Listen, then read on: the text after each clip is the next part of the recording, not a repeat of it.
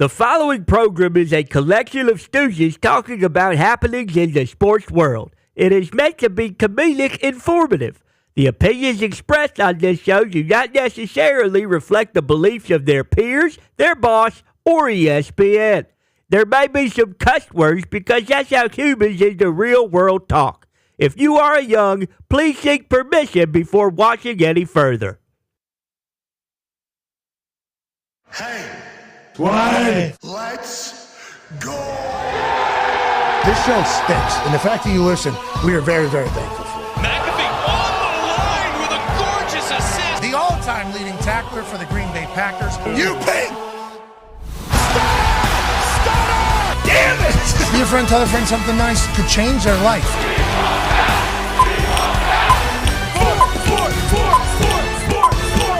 Hello, beautiful people, and welcome to our humble abode, the Thunderdome.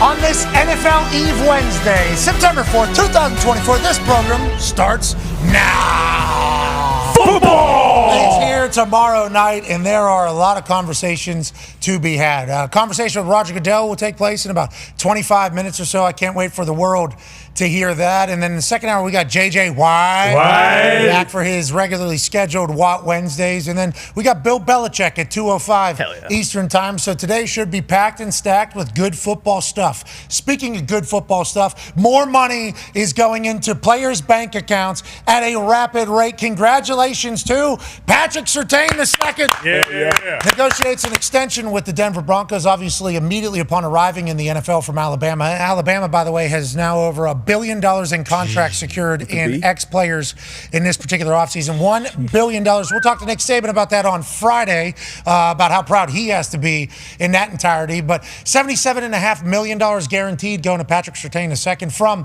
the Denver Broncos. And obviously the Denver Broncos in a little bit of a transition era here with Sean Payton from the old to the new. Russ Wilson gets a bunch of money. He's gone. They view this guy as a pillar, as they should, on the defensive side of the ball, literally since the day that he got to Denver. Now, 9-year NFL vet, host of Everything DB, Good D, Bad D. Darius J. Butler breaks it all down. Why did Patrick Surtain get this money, and what does this mean for the cornerback market as a whole? Man, we talk about second-generation players, NFL players a lot. His dad played 11 seasons, a lot of those years for the Miami Dolphins. Coached him in high school, then went on to Alabama, got coached by Nick Saban, who's obviously a defensive and a defensive back guru. You want a guy that can play off coverage, he can play off, he can play press, he can tackle. His technique, technically sound. Probably the top 5 corner almost the day he entered the league. You run to tape, Foxy. Let's see some examples of this. Just a couple quick shout plays. out to NFL Pro from NFL Plus Premium. They have this new thing on NFL Plus Premium. It's called NFL Pro, and it has all 22. It has every broadcast thing. You search names. Like, let's search Lamar Jackson on third downs. It brings up all the analytics, stats, and then you can find all of the plays. All 22, all the broadcast. It is... This might be one for our particular program with what we do.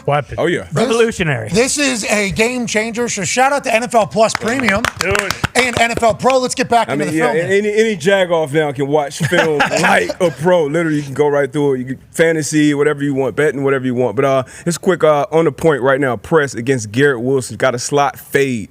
Great technique, top shoulder, look back, and great ball skills as well. Didn't only had 1 pick last year, but he had saving his career. Want to see more ball production, but great technique. Once again, technically sound. Obviously, Garrett Wilson is one of the best now. Not a great ball. That was Zach. That was not Aaron. We get to the next play and we see him in zone. So now at the bottom, he'll be a flat corner. Cover 2. Everybody kind of knows cover 2. You got the short area of the field. Some pre-snap disguise. And then post-snap, you'll see him rotate down. And then once he gets into his position to where he breaks on the ball, just watch the suddenness, the quickness to explode and cover that. So that's why this guy reset the market. You mentioned rebuilding, going to the next phase of that Denver Broncos. This is definitely a cornerstone that you want in your secondary. So well-deserved, and he's a Broward County guy, so always shout out. Nice. South Florida guy. Okay, always going to have good moxie if you're down there from South Florida. But you talk about that second-generation athlete, an NFL guy, and I guess there's even third-generation guys that now have made it in the NFL. Quite an advantage if you let it be. Like, there's a lot of, kids or professional athletes or stars that are shitbirds. Yeah, sure. Okay, so it doesn't automatically mean that you're going to be an NFL guy if your dad or family member played in the NFL. But if you take it and have work ethic and you pay attention and your dad coaches you, you have such a head start. Like, hey, here's the prep. Here's what you're going to have to do. Here's real life of what it takes to become a professional athlete. Marvin Harrison Jr., which is why I think we're going to see him just have a very smooth transition in the NFL because he's been living the NFL life since he's in high school. They talked about him showing up on Ohio State's campus, more jugs reps than anybody else, more time spent in the film room than anybody else, more time in the weight room. The routes he's running in practice are actual routes, not like they're not trying to figure out what it takes to be an NFL guy. You already know what it is because the example's been set for you. He's been like this since we talked. He was in Alabama when we first talked to him? He was like a 35-year-old man we were talking to whenever he was in Alabama, and then the transition in the NFL was seamless. It was seamless, and like that's on the field and then off the field. You mentioned when you're giving a guy $100 million, pretty much like you got to know, okay, I can trust him off the field, I can trust him in the locker room, I can trust him to be a leader in his meeting room. So that's what you're getting. You mentioned Marvin Harrison and other guys, and even his running mate in high school, Tyson Campbell. He went on to Georgia, and he was a high second-round pick. He just got paid as well. Was also coached by his dad in high school down there at American Heritage. It's good stuff. Good. Anytime money's going to players, we like that. We like that. Speaking of money going to players and guys that are trusted and appreciated, let's go to Pittsburgh Steelers fan, one half of the Hammer, Dahn, Cowboys AP Tone. Cam Heyward negotiates an extension here before the season. I know this was a big talking point in Pittsburgh. Yeah, it was a huge talking point. Walter Payton, man of the year. He's been the anchor and basically the leader of that defense for, 12 years now, Cam has been doing it. It reads as a 3-year, $45 million deal. It's basically a 2-year, $29 million extension on the back because he was in the last year of his 5th year of his current deal. Right now, they converted that $16 million that he was due in salary this year to a signing bonus. So he gets that $16 million this year as a signing bonus, and then after that, he's got 2 years, basically $29 million more. So it's basically a 2-year, $29 million extension for Cam. So obviously his dad is loved not only around the NFL, but in Pittsburgh. He was loved when he went in there. His brother played for the team. Deep roots in Pittsburgh and with the Steelers since before he got to the Steelers. He has been a pillar of the Pittsburgh. They didn't know if this deal was going to get done, though? Was that real? I don't think there was any worry within the organization or the fan base. Cam, he's 35. He's been there forever. There was, a couple years ago, we saw him running 70 yards down the field, making tackles against the Chargers. Cam. We love Cam. Cam is the face of that defense. Tony was on a softball team. Yeah, Tony and him play softball together. Cam's head. Huge. Is this big. Large man. Great guy. And he somehow still looks fresh. Whatever. He should look like things should not fit the way. Looks cool, acts cool, is a great leader. I think he's represented Pittsburgh very well. Which I think a lot of Yinzers would agree with. Yeah, and I would assume. Now I don't know if Cam plans on playing into his 40s, but I assume after these 3 years, I hope he retires as a Pittsburgh Steeler and just has another one of those he's an all-time great Steeler, in my opinion. Yeah, so that D-line remains intact for what it's been, and obviously the defense is going to be great for the Pittsburgh Steelers. That's just how Pittsburgh Steelers football is and has been and forever will be. Well, they have an offense this year. Oh, yeah. Ooh. Well, they have an offense. Is Artie Smith and Russell Wilson going to dial it up to give these guys some help on the defensive side? We shall see. Let's go to the Talks the Table at Boston Connor and at Ty Schmidt. Talking about money going out, Trent Williams telling a little bit more about how that all came together with San Francisco 49ers. Yeah, I love it's war. It's war. Listen, a lot of people don't really know what these contract negotiations are like. He laid it out for us. Listen, they're going to spill some blood. I'm going to spill some blood. But in the end, we're all going to wave the white flag. Now, granted, the Niners were doing a little bit more guerrilla warfare, and he was basically the U.S. military. He was launching nukes because he knew, listen, these guys got to pay me. Okay, so his were maybe a little bit more flesh wounds, and he was blowing limbs off. But let's go to the comment from Trent and see how accurate Ty was there. Adding up the fines ever in your head? No, I try not to think about it. It's one of them things where you kind of know you're gonna leverage. It's for lack of a better word, it's kind of war. Both sides gonna lose a little blood, but wave the white flag at the end. We both signed a little peace treaty. They fined me for $4 million. Yep. Got it. I'm getting $83 million on the other side. Yep. So I think what you said was journalistically standards accurate with everything you laid out there. Yeah, maybe put a little sauce on it, but I think that's the way to look at it. He knew going in, hey, guess what? They're going to be able to come out and with their little pea shooters and maybe nick me up a little bit. But in the end, he knew, hey, I'm a generational talent. This team goes as far as I'm going to take them, and with Purdy, obviously. But he knew that a deal was getting done, and he knew more than likely that he was going to get what he was asking for. Let's stay in San Francisco. General Manager Lynch, who's had a lot on his plate. Oh, yeah. Okay, we got Ayuk, who self-admittedly said, I made it a little harder than it need to be. Whatever, deal gets done. Yeah. Okay, that's good.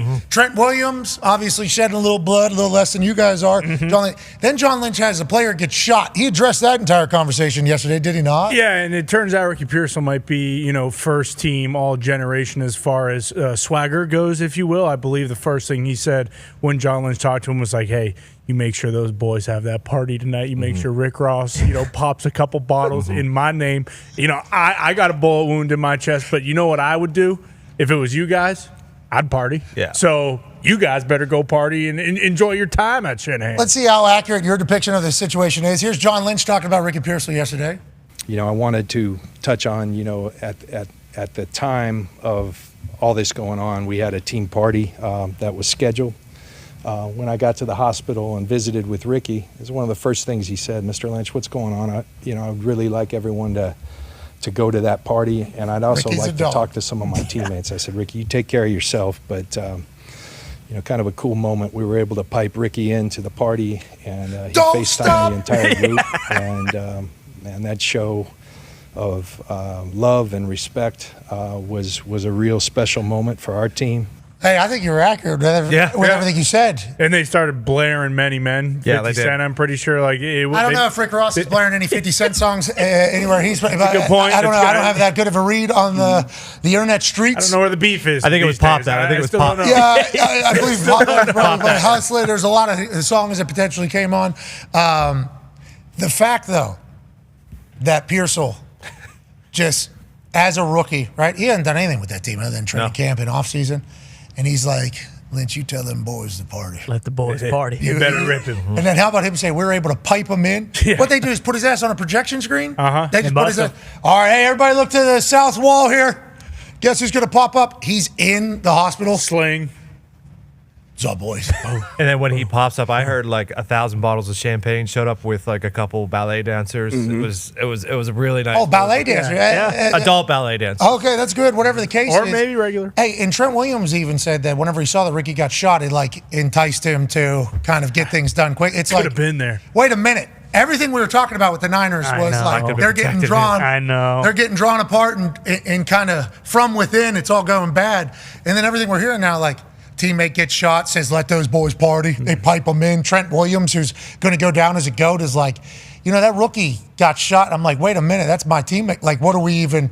And then Ayuk saying, I definitely made it a little bit more difficult. Yeah. Him and Debo are in there. Kyle Shanahan's dressed like a gangster, mobster. McCaffrey's back. Christian McCaffrey's back on the field, dapping people. It's like Purdy's jocked. Holy shit. Kittle's got those sweet new tats. Are the Niners more tight than they have ever been? And Kittle is still telling kids to wear these in their little leagues. Exactly. Right. Exactly. Yeah. So telling kids to wear these in their little leagues. I mean, what a wild scene over there in San Francisco from 1 week ago to now. It's like Ricky Pearsall's back in the weight room.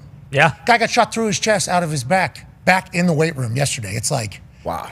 Look out, because I heard Shady this morning on the facility say, a couple things are for certain. Taxes in San Francisco 49ers are going to be in it. And I think that's a good, you forgot death there, which is always something. Sure. Sure. But death taxes in the Niners, this particular Niners being in it, is real. And it feels like they're maybe even more motivated than they've ever been. And I don't think we were telling that story for 6 weeks? Yeah, the entire offseason maybe? I mean, it was literally last week where it's like, hey, they're not going to have Ayuk or Trent Williams, and it could be for an extended period of time. We don't know. And now they've been forcing fire. They're going to be better than they were last year. So fresh legs. Fresh legs, exactly. Fresh legs, tighten, more sense of community. I mean, what are we? Ayuk, I made it a little more difficult probably last month. Oh. How about John Lynch going, thank you? What was going on last month? He can probably slap the table. What was going on last month? Training camp. Smart, good move. Hey, not bad. Fresh legs. Fresh legs. It's going to be a long season, especially with the way that Niners team views everything. Congrats, everybody getting their money.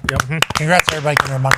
And speaking of money, we got a chance to chat with a guy who's gotten a lot of money for the NFL over the last, the league's been around for 100-plus years, but it feels like the last 20 years it's really become, you get it. Yeah. Ladies and gentlemen, conversation from earlier today. Ladies and gentlemen, joining us is a man who does not need an introduction, but we'll give him one. This guy took a league from being good to phenomenal. Ratings through the roof. Everybody else has kind of plateaued or gone down. What has this league done under this man's leadership? Well, it's just gone up and to the right in every single factor. The commissioner of the greatest league on earth, the NFL, ladies and gentlemen, Roger Goodell. Good morning. Good morning. How you doing, Commissioner? Hey, we got this is a big week. 4 straight days of NFL football to kick off the season. It's the biggest of all time. How are you feeling going in? 4 straight days and a trip to Brazil. So that's pretty good. So it should be fun. I love this weekend. This is where it all gets going. Okay, so for you, a lot of your work happens in the offseason, or is regular season also very, I'm trying to get into the life of the commissioner of the NFL. We were talking about this earlier. Is your busy season done now because offseason is when everything gets handled, or how does it work for you? Our downtime is like July 2nd to July 5th. America, hell yeah. You know, the off season, you spend a lot of time preparing for the next year. You know, everything we do, whether it's rules have to go through competition committee, then voting of the membership, other votes for the membership. So we're really, the off season has become very busy. Obviously, you add in the draft, you add in the combine.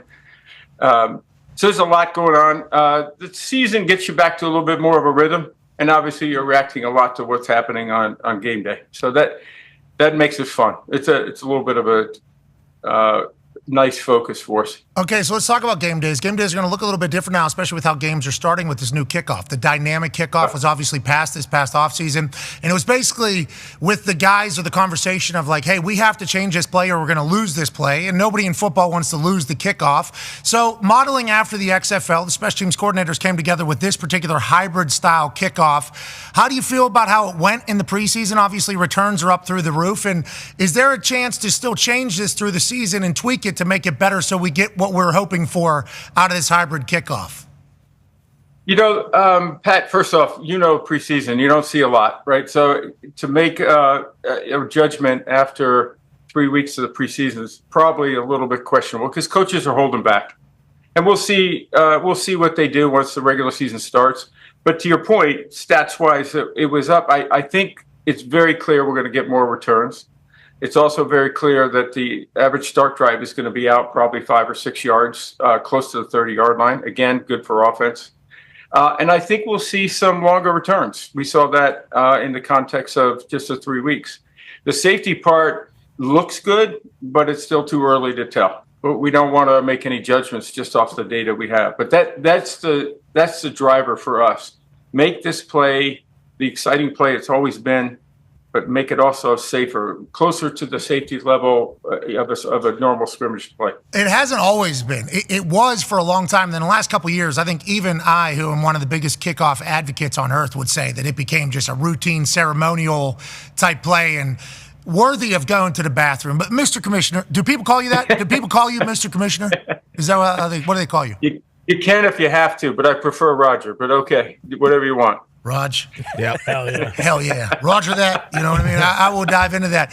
Is there a chance, are you worried though, and just as a special teams guy, how will you handle this situation? If they just say 30, touchback, to hell with it, we'll just give up the 30, and it becomes a routinely ceremonial touchback thing again. I know it's not normal for the NFL to change anything during the season, but is there a thought that maybe a conversation will take place about tweaking this thing before we get what it is whenever we see it happen in regular season? Well, I think what would happen, no, not before the regular season. The competition committee met last week. They made some very minor adjustments. They were really very minor. I think what we're going to do, Pat, is what we always do. We put this in for a year. We'll evaluate it for the entire year. If we see that type of circumstance come out, probably evaluate where the ball goes out to the 35 next year and try that. I think it depends on sort of the outcome and what it is we think we can tweak. Okay, well, I love to hear that, and we can't wait to see how it goes. I do fear that it's just going to become a touchback thing, but if not, hopefully some magic takes place so we can save an important play and a lot of important jobs for special teamers who make up, obviously, a core portion of the roster. Let's talk about some stats and analytics that we looked up. Okay, Mr. Commissioner, Raj, we looked these up so you can puff your chest a little bit. Do you know that every season since 1990, at least 4 teams have qualified for the playoffs after missing postseason action the year before? Well, that streak took 35 years straight it could turn. 35 years straight of that particular thing happening. And 6 teams last year had this rule happen for them, including the Cleveland Browns, the Detroit Lions, who almost went, Green Bay, who almost went, Houston, obviously, was a surprise to everybody, Los Angeles Rams, and the Pittsburgh Steelers. Why do you think this is the case? And do you think the product on the field is the reason why the ratings and money is everything up and to the right? And how do we preserve that for as long as possible, Commish? Well, I always think it always starts with the game of football. So when the game of football is competitive, when it's exciting, we feel like that product is the best in the world. And I think that shows because I think the fan base is telling us that. Obviously, you rely on your partners to make sure that the production and that we're reaching fans where they are. And, we've added new partners to our family over the last several years. And I think they've brought a new approach to how to cover the NFL, how to use creators and how to try to use technology that I think fans really enjoy. So it's a constant evolution, but we always spend the offseason, going back to your first point, how do we make the league better?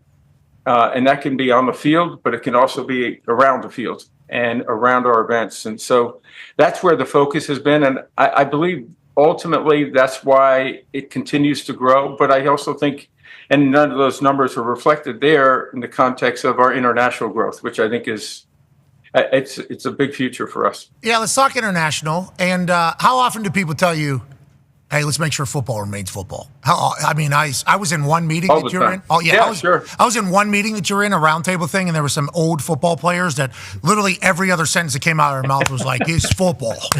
This is football. To you, that's a big deal. Honestly, keeping the product. It is. I look in the mirror every day and I say, keep it football. But the reality, Pat, it's a tough game. These guys are bigger, faster, more athletic. It's back to fundamental football, right? I don't think we've taken the contact out. What we tried to do is remove those dangerous techniques that we see an increased rate of injury. The hip drop's a good example of it. We'll try to coach that out this year, try to get it out of the game because it deserves to be out of the game. When you have the serious injuries you have and 4 times the rate of injury, it's just not acceptable in the game. Kamish, I was down at the league owner meetings down there in Orlando, Florida. Yeah. It was hot as shit. I forget what it was. It was down in Florida. It was very hot. But, Coach... You should have been in the room. Well, especially when you're talking. I assume it does get a little hot whenever we're trying to pass some things. That's good passion. That's good energy. But I saw Coach Harbaugh, Jim, and it was my first time since seeing him since the national championship or whatever. And I know he's super big football guy. He is one of the most football guys of all time. And I'm like, hip drop tackle? What does that even mean? Like, how do you feel about it? He goes, got to get out of the game. Got to get out of the game. I'm like, what are you talking? Like, everybody that I've ever talked to that plays defense, they're like, I never was taught a hip. I don't even know what a hip drop. Like, that's not on purpose. Harbaugh grabs me by my shoulders and he goes, it's just taking this. We just wanted to. And he's like a big dude. He's like, this just can't happen. And he's like, for the good of the game, this can't happen anymore. And it was like, okay, that makes sense. Feels like you're going to be able to. You got Jim to buy in, which means I think you'll be able to keep everybody to buy in. But everybody's worried that the toughness is going to get taken out of the game. I don't think that's the case because I believe you and nobody's going to. I'm going to get heckled for saying this. Roger Goodell's a football guy. Mm-hmm. Your life is actually football through and through. I think you're trying to persevere and keep it around forever. Now, you talk about international growth. Let's dive into that. Obviously, England has had a game. Germany had a game last year. I think there was a couple million people in the queue. Canada has hosted games. I think Japan hosted a preseason game a long time ago. Mexico has hosted games in the past. Now you're going to regular season. Mexico regular season. Yeah, like Monday Night Football. Right. Yeah, I think it was like Monday Night Football game. Now, opening week on Friday, you're going to Brazil. When we were with DAZN a few years back, they had the international NFL rights, and it was like Italy, Spain, I think Germany was in there, and then Brazil was like this massive hotbed of NFL fans. Why did you pick Brazil? All the stuff that's being chatted about, the things that could potentially happen outside the stadium with the players and everything like that, how much does that weigh into the thought of where you're going? And how long do you see us going to Brazil for football? And how's South America growth going to go in your eyes, you think? Well, we follow the data. Fan base is incredible down there. This is sort of like the spark that just creates the fire. And so that's the the point of this regular season game is to make sure that we can bring our game directly to those fans, and we're seeing that reaction. It's we're a couple days out now, and tickets are really at a premium. It's hard to find. There's a lot of excitement in town. So when you bring our game and share it with others, they love it. And that's essentially what we're doing is letting the game sell it. And, obviously there'll be a lot of entertainment around it. There'll be a lot of excitement, not just the football game, but, every time we've done this, they want more. And, you take Munich, you mentioned before, the first year, Tom Brady told me after the game, he said, that was one of the best experiences I've ever had in football. And that's a big statement from a TV. But the reality is we almost had to throw people out of the stadium. They were still singing almost 40 minutes after the game. And that's what we're doing. We're sharing the NFL experience with the world. And we are really focused on becoming a global game. And I think global expansion is obviously, still very viable for you. I mean, there's still so many parts of the world that are other sports first. And then as soon as they get a chance to see our American Gladiator game. I mean, it's only a matter of time, I think, before the entire world gets in there. And I assume you're dabbling and trying to figure out where the NFL is going to head to next. And having it be week 1, that feels like a big statement from you for an international game, especially Packers-Eagles. Like, those are 2 sold-out stadiums if those are both home games, right? Jacksonville used to get sent to England a lot, obviously, because they have ties over there, but not necessarily a sellout every single game. Green Bay and Philadelphia, that place has been sold out forever and ever. Amen. I mean, that's how it goes. So to have this game be international, be in Brazil, opening night, making its own night almost Friday, is a massive statement, I think, by you guys. Is that a right way to read it, or am I looking into it too much? No, it's absolutely right. I mean, 2 historic franchises playing in an historic game. They're first in Brazil. So to us, it is making a statement. I'm glad you read it that way. For us, we want the world to know we're coming, that we're bringing football. Our clubs have agreed to play up to 8 regular season games. We have expectations that we'll go well beyond that. We think we'll be at 7 next year. We're already going to Spain next year. We'll be back in Mexico, I hope, by next year. So we're really excited about where the future is for us on an international basis. We are too. We just won international a week ago, and we have a pitch for you from Tone Diggs, who's an AP voter this year for NFL awards. Yeah, Commissioner, you mentioned Spain next year, and I asked you at the draft about bringing the draft to Pittsburgh. Thank you. Appreciate that for you doing that for us. Thank you, Hank. Thank you, Commissioner. We have another plea after going to Florida State, Georgia Tech, in Ireland. It was unbelievable, and you see how the college does over there. And I actually had the pleasure of having a conversation with Dan Rooney III over there, because I think he was exploring bringing a potential Steelers game over to Ireland, because the fan base there is incredible with the ambassador. Have you thought about going to Ireland soon and maybe a Steelers game, maybe a Steelers? We thought Steelers Patriots felt right. Maybe. Yeah, a lot of Irish folks, a lot of Irish. Yeah, well, I hear from the Rooneys every other day about going back to Ireland to play. So, yes, Ireland is definitely on the watch list. Let's put it that way. I would expect to play with it. You need to, hey, listen, Raj. It's good time. It is good. Pat, you're coming with us. Well, I don't know if I need to go back into that city. I had 30 Guinnesses on one night. I mean, obviously you're not supposed 30. To. Raj, they go down. That's impressive. Thank you. I thought that was the same reaction that everybody would have. Not everybody had that reaction. Just want to let you know that. If you have a game in Ireland, we would obviously love it and take the show. We would take the whole show there, obviously. And I think they would be set up right for it, as would most places. I'm pumped to see where you take it to next. Australia, obviously, would be a difficult thing to figure out, but they're starting to have more NFL guys with the punters and the time zone. I'd be pumped to see how you navigate that. Speaking of navigating, your schedule this season, D-Bud has a question for you. Yeah, Commissioner, talk briefly about your offseason. I hope you had fun with that. But I'm a Sunday ticket guy, maybe some red zone, throw a couple games here. What's your travel schedule like during the season? Like, how do you decide which games to go to? Do you try to watch them all on like some type of screen? I know you have that button under your seat at all time to control scores and ending of the game. Yeah. What's your travel like throughout the season? How do you make those decisions?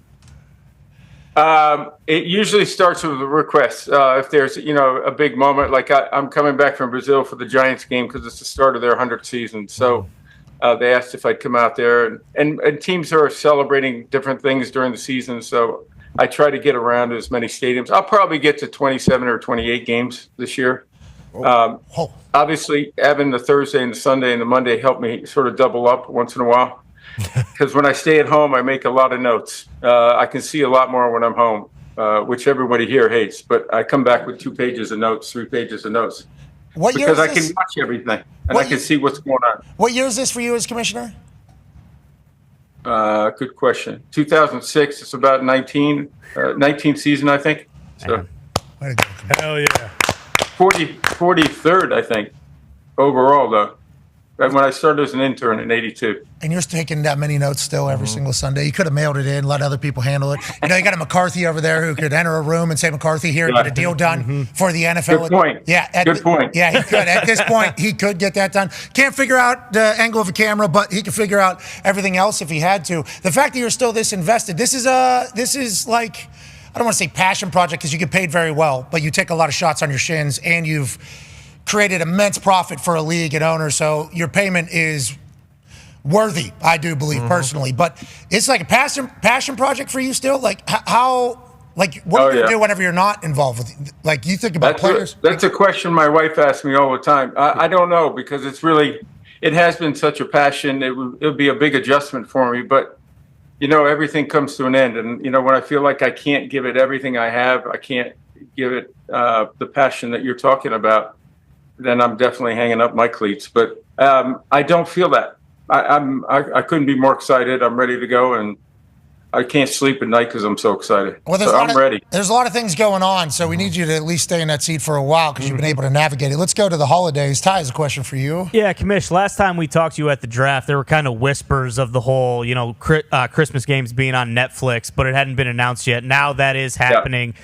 How excited are you on the prospect? I mean, obviously, we all see the numbers. We know what NFL games do, but the amount of new eyeballs you'll be able to get on Netflix, how enticing is that? And then also, will these Christmas games be available on, like, the European versions of Netflix? Like, is it going to be kind of part of that global expansion as well? Yeah, that's a good question. And it's one of the reasons we chose Netflix is because we were looking for a global media partner, and they are global. They're nearly 300 million subscribers on a global basis. So many. They really wanted to get into live sports with the NFL. We love that. They wanted to own Christmas Day. We love that too. And I think this was a chance for us to take our games on a platform that we know a lot of our fans are there, and we need to go to those platforms. And also, I think they're going to bring a different twist to it. You know, they're really excited by this. They want to make it something that's different than what you might see on the other carriers. And again, we think that'll be appealing for our fans. Yeah, Commish, though, you're just trying to get every dollar. Money grab. That's all it is, Commish. You just want you want to get every single dollar. And I talked to Brian. You know, Pat. Go ahead. Go ahead. You want to finish that one? Yeah. I'll take you on that. Yeah. So I was talking to Brian Rolat, who is the media guy, I believe, for the NFL. I believe he's Rodgers' number 2 whenever it comes to media. I don't know the exact titles of the suits, so I apologize over there. But he's been around a long time, 27 years in this entire thing. And I talked to him about like the backlash of the Peacock and the Netflix and the Amazon and this and this and this. And he goes like, people are blaming us or saying that we have a money grab or whatever. He said, there's numerous times where we could have done money grabs. We do not want to take the money grab path. We want growth. We want our game to still be seen by a lot of people. And he said some of these platforms, Netflix more specifically, people that have never seen an NFL game are going to be able to see it because they're on there. So it's almost like we're trying to do the game in the audience a favor from going to some of these platforms while also having new partners come along and see what the future is. It's kind of how he explained it to me. Now, I don't know if I took his statement 100% correct in a phone call, but I believe... No, that's right. At the end of the day, the number one thing we look for is reach to new fans. And if someone paid us a lot of money and it had a very small audience, we wouldn't do it because that doesn't help us much. Now, maybe close to an exception with that was Peacock, because that was an opportunity for us to really open up a platform that was important for us on streaming. And it worked. And now Peacock has got the NBA. They had the Olympics. That's now providing a better platform and a better service to our fans. And ultimately, the NFL was part of building that. It's the same way when we went with Fox 25 years ago. They weren't even a network at the time. They didn't have a sports division. They called it NFL. That was it. That was sports. And they built something that was incredibly valuable to, I think, our fans over the last several decades. And that's what we look for as partners who understand our content, understand the ability to bring in new audiences, to bring in advertisers, but more importantly, provide a great product for our fans. That Madden documentary explaining the story of Fox is awesome. I would recommend it for anybody that's interested in football, the NFL, and business, because NFL and Madden were kind of the move for Fox to create their entire entity. And then you talk about Peacock. You and NBC have been great partners for a long time. Yeah. So that's another thing, like doing business with people that you've done business with for a long time. This is the modern world that we're in. It's going to get to a point. I respect the way you guys have done it, although I understand where people get pissed about missing one game or two games. But majority of football games are viewed free television. You've done great. Well, Pat, the games in those every game in those home markets, it is shown on free television, but we're still close to 85 to 90% of our games are on free television, and that's far and away any other league worldwide. Is this what you said on the stand in California whenever they were questioning? when you were going in there, I don't know if you heard our coverage of that whole thing. You walking in there to testify, we were like, we wish we could be in there right now. We wish so bad. And that's the whole scene, but I think it's all because of the passion of fans. Like, it's a good problem to have, but it's certainly something that you don't want a majority of your fans to start thinking, because it's not based in reality. But, there is business to be had here. Everything doesn't go for free. But, Pat, that's why we were so strong on defending it, because we think our media policies are as fan-friendly as you can get, far better than any other league on a global basis. And we pride ourselves on that, and that's why we go to defend that when that happens. That's pretty much what Brian said. You got a good group over there, too, now that I've got a chance to meet him. Last question here from Boston Connor, and we appreciate your time. We know it's a busy week. Yeah, Roger, big conversation this offseason has been kind of the use of guardian caps, not so much in practice, but in the preseason games, and now it feels as though players are going to use them during regular season games, too. Is this something you guys always kind of thought was going to happen with the guardian caps? And also, how far off are we from a product of a helmet that is the same quality of safety as a regular helmet with a guardian cap on top of it? It's a really good question, and we already actually have a helmet that is as safe as the one with a guardian cap. So I think we've already achieved that. But if a player is comfortable in what I'll call an older helmet, not the last generation, I think we have 6 new helmets come out this year, all scored incredibly high on the safety standards that we go through. And if you wore an old helmet with a guardian cap, that new helmet would exceed that or be just at the same level. There'd be no marginal difference in it. So the reality is that exists already today. I think the big change for us in helmets, besides raising that bar and raising the standard, is going to be getting position-specific helmets. So you get different impacts, right? A quarterback could have it back here. Defensive line, offensive line here. And that's already on the field also. And so it's an adjustment because players want to get used to that helmet. But they've done it. I think we had 360 players that changed helmets this year and upgraded to better helmets. That's good for the game. That's good for our players. It happens every year, too. Every training camp, there's like a new helmet that's been certified. I think you guys have been focusing on this for a while. Some of them are incredibly uncomfortable. Some of them look stupid. But nowadays, it's almost like we've got to the point where it doesn't matter. Nope. Like, it almost looks cool because you have that quarterback one. If that thing has a big, I don't know. Could you imagine? I don't know. Could you imagine they put swag? I'm not getting into it right. It's sort of like one of your haircuts, isn't it? All right, watch your mouth. Hey, before we let you go, if I didn't ask, I'd be the worst journalism human of all time. Yes. Where are you right now? Good-looking wood. Got some good-looking wood there. Beautiful mahogany. I see a bunch of NFL balls. Is this your office there? That is your office? This is the office. Those footballs are all footballs that were from the Super Bowls, game balls. And Pat, I think it's about time you brought the show to the NFL office. All of you. Mm-hmm. We'd love to have you. Excuse me? You sure?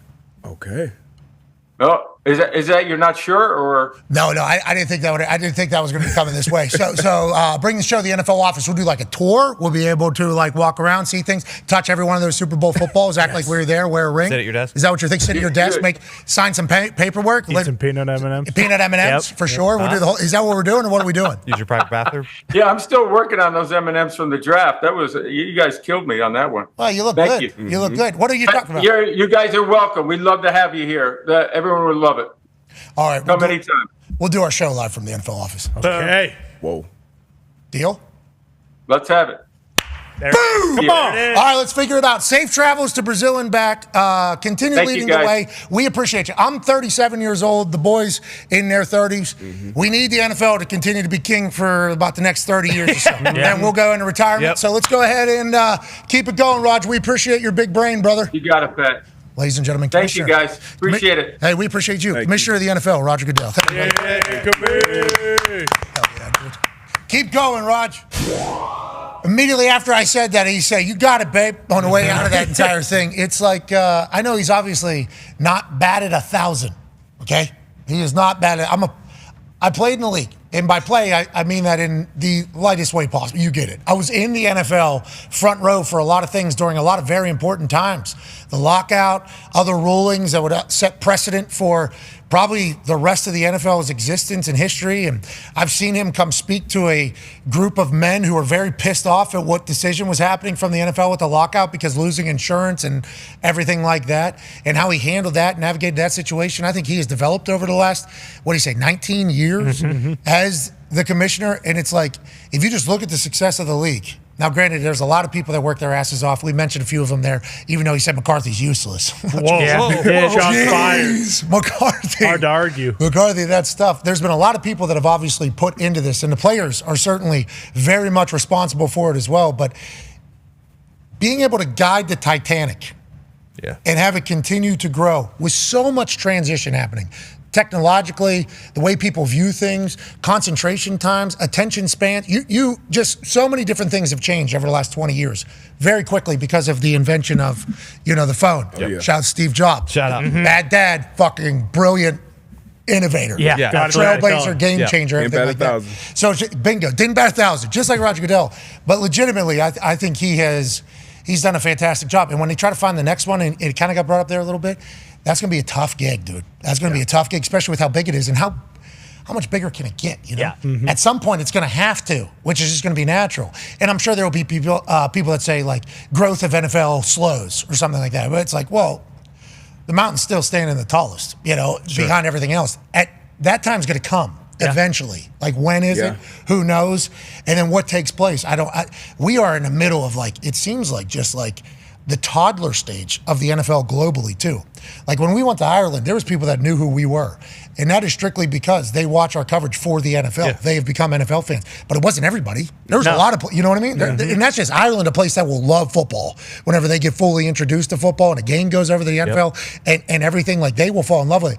That's just one country. That's just one country. Beautiful country. Beautiful. Oh, my God. Great people. Great people. Best in the world. Tough. Wow. Good time. Shake hands. Just gritty. Good group of people over there. That's just one country, let alone everywhere else. Yeah, that's what I'm saying. Like, he probably sees so much opportunity. And that Netflix deal, that was a good question.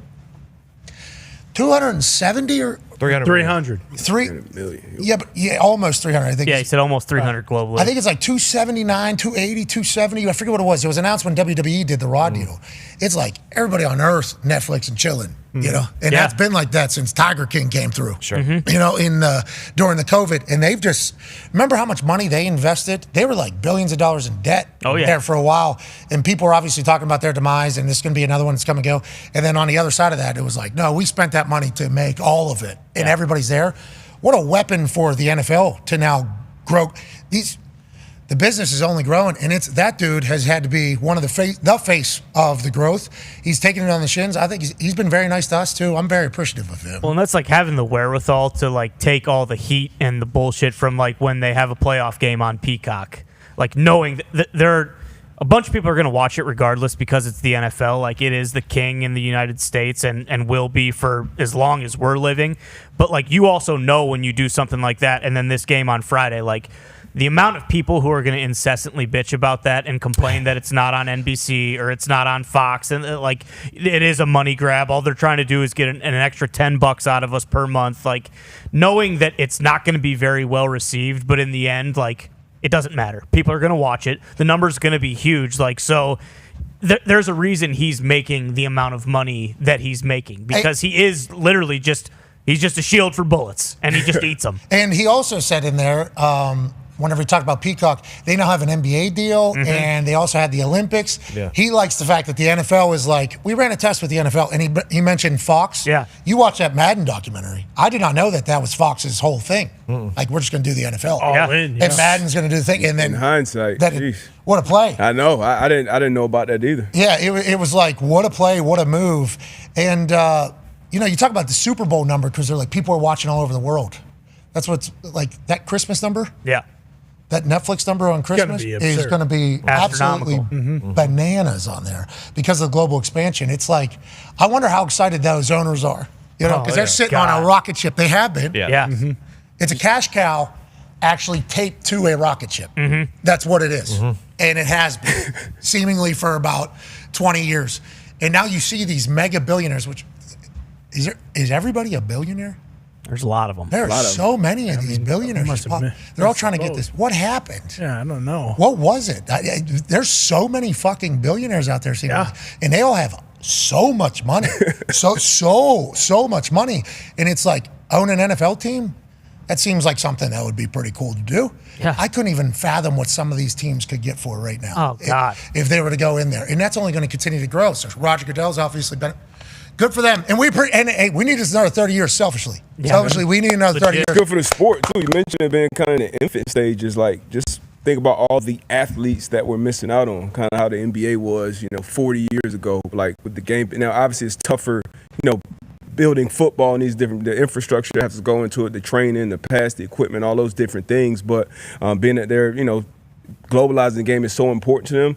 We just saw the Olympics. We saw these great athletes around the world. Imagine these guys from these different countries actually being able to pick up a football, learn these fundamentals as kids. And seeing it is kind of like the first part of it. As a kid, we were 3, 4, 5 years old, seeing somebody on TV and then actually, hey, I can go to a game with my mom or dad. Like, I'm excited for the future of the NFL and the game really globalizing. They talked about the Dream Team, being the reason. They went over there. There was star, every spectacle. It was like the Beatles showed up and everybody's watching. They fell in love with the sport then, and then that obviously grows and everybody develops now into a world league of the NBA.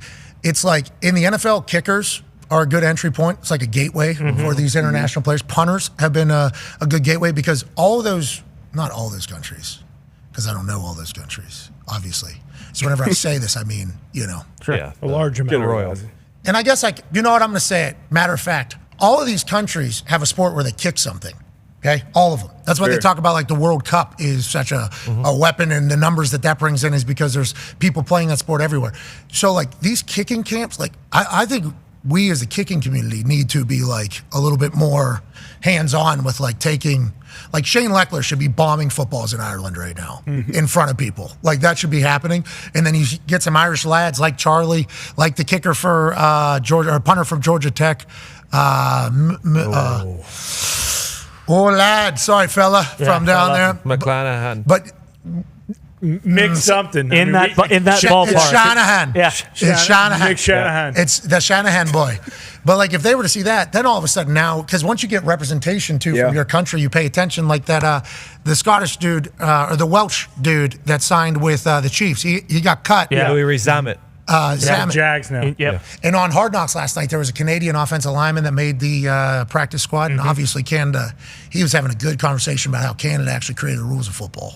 Okay, dude, I'm telling you, it was a good little give and take because I forget who was representing the United States of America, but there was certainly a Walter Camp created the rule. Okay, that was the official rules of football. And then Canadian guy back goes, yeah, but it was we gave you the rules, and then you made the rules. And I don't know that's how. It was a good give and take. This was the same dude that was in the Speedo. Yep. In the first episode. He's a likable guy. Yeah, I like that he was talking. Well, he was just talking shit. Of course. I respect that people are talking shit. Yeah, me too. But to your point about like the next commissioner and kind of with the Steve Jobs thought, like you got to assume that whatever happens after Goodell, he'll still have his hands on it. Like the plans that they're developing now. Like, I mean, they've been talking about having teams overseas and having like a London division and a European division. Like that's already getting worked on now. So you can imagine that when it does happen 10, 15, 20 years down the road, like we can still point back to, hey, Goodell had this kind of in his bag as well. Yeah, I wonder how long it would be until it's a Goodell-less NFL. Yeah, like with no... Maybe another 60 years. Yeah, for shoot. So, and you wanted to make a point that you're not in your 30s? Yeah, no, I'm 29. Thank you. Appreciate that. No. I'm hanging on. Happy birthday. It's not my. It's your birthday too? No. Oh, it's not my birthday either. I was just. Hey, the mustache looks very good though. Thank you. Yes, It is clean. Yeah. It looks, I mean, it got a little hanging into my mouth, but that's okay. That's okay. Oh, that good. seems like that was that was a shot to one person. I'm just that was a shot to one person only. Nah, I'm just joking. Who's a gentleman? Who's an absolute gentleman? Babyface today. Babyface. JC. We have one of the coolest looking barbers on earth by far, for sure. Yeah. No questions asked. I sit down in that thing. I said, make me look more like you. Not possible. Long hair. Got to be fucking born into that. Tats. Yeah. Oh, yeah. Sweet beard. Always dressed cool. Yeah. Golfer. Great golfer. Unbelievable Stick. golfer. Scratch. It's unbelievable, this guy. And he can fucking give a fake. He is a... Thank you, JC. Didn't perfect the mustache today. Nah. Is what Connor just said. That's what he Hey, said. look, I just mean, want to hold the guy to a great. standard. We're up here telling him, how great he is. You know someone's going to knock him down a peg or two every once in a while just to, keep that grit. Can't bat 1,000. That might be Exactly. the That's theme today. You theme can't of bat the day. 1,000. Well, that's not what happened either. We had to build him back up because you knocked him down. I didn't knock him down. He knocked my hair down, okay, brother? Without asking. Yeah, that's what happened. Yeah, well, he trimmed the mullet a little bit too short. And he flew too close to the sun. And Yeah, that'll happen. Connor held a sit-in protest for 6 months. Solid half year. Right in front of the guy. Right in front of him. No. Had to do it. No, I'm going somewhere else to get my hair cut. I know you come 10 feet away from me every single week. Travel from miles away. To do this, and you're sitting right here. And I wouldn't have to make another stop in my life. It's kind of why it's set up this way. Hated doing it. But I'm... hated every second of doing it, but I had to do it. Hey, Take a stand. Standard. It's precedent. You said, we're not doing this ever again. Just want to let you know And that. hey, look, you guys, it's never happened to you guys. Yeah, you're right. Thank you for taking that bullet for us. No problem. I shed a tear yesterday watching a video on X. And, you never know what type of videos you're getting on X in this particular No, you don't. time frame of literally anything. Literally anything could pop up there. But when Alabama football posted a video that was 2-some minutes long, and Kalen DeBoer was talking to the team, I was excited to test out what the culture was, get a chance to get a peek inside this Kalen DeBoer-led Alabama team that hung it on them. I mean, had a hell of an opener down there on Saban Field in this entire thing. But what was the story? Well, let's let them tell it. 2 minutes worth your time. You're going to cry. Shout to football in sports being amazing, and shout this girl kicking ass. And I can't wait to see what she does with her life. Okay, come on up. Let's give a round of applause to Susanna. Okay, Susanna, come on up. All right, Susanna, how old are you? 10 years old. Susanna's 10. Okay, and what's your favorite position? I know what it is, but what is it? Running back. Running back. So shout out to the running backs. But of course, her favorite player is Jalen Milroe, of course, the quarterback. There he is back there waving to you. All right. Hey, just I don't know a lot of the details, but I know she's working and battling and fighting hard with a disease that a lot of times attacks the muscles, but in her case, it's attacking the heart. Okay, and man, we appreciate you and the fight that you're putting up. You bet. We're excited to have you here, and what we would like to do, all right, we would like to see you score a touchdown and see if you can get that done. So we're gonna have the one offense and the one defense line up here on the 20-yard line.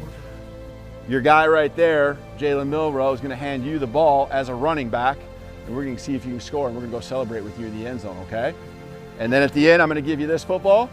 All right, so you can have all the guys sign it when they're done. All right, let's hear it for Susanna.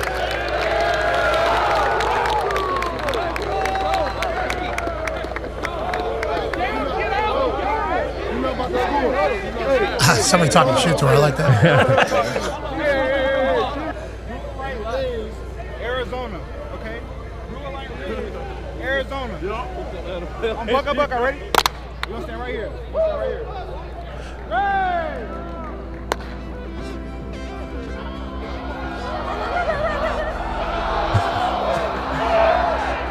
Interception. Fumble.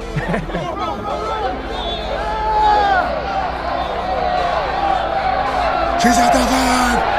Touchdown, Susanna.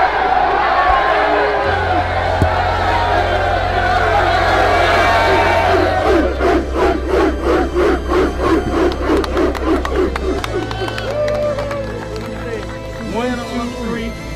Bama. Ready? All right. Ready?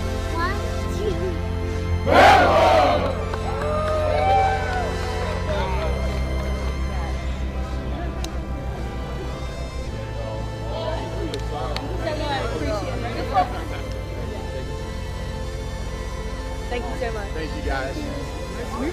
Nice to meet you. I'm gonna see you tomorrow. Awesome. Nice to meet you. Thank you so much. Thank you so much.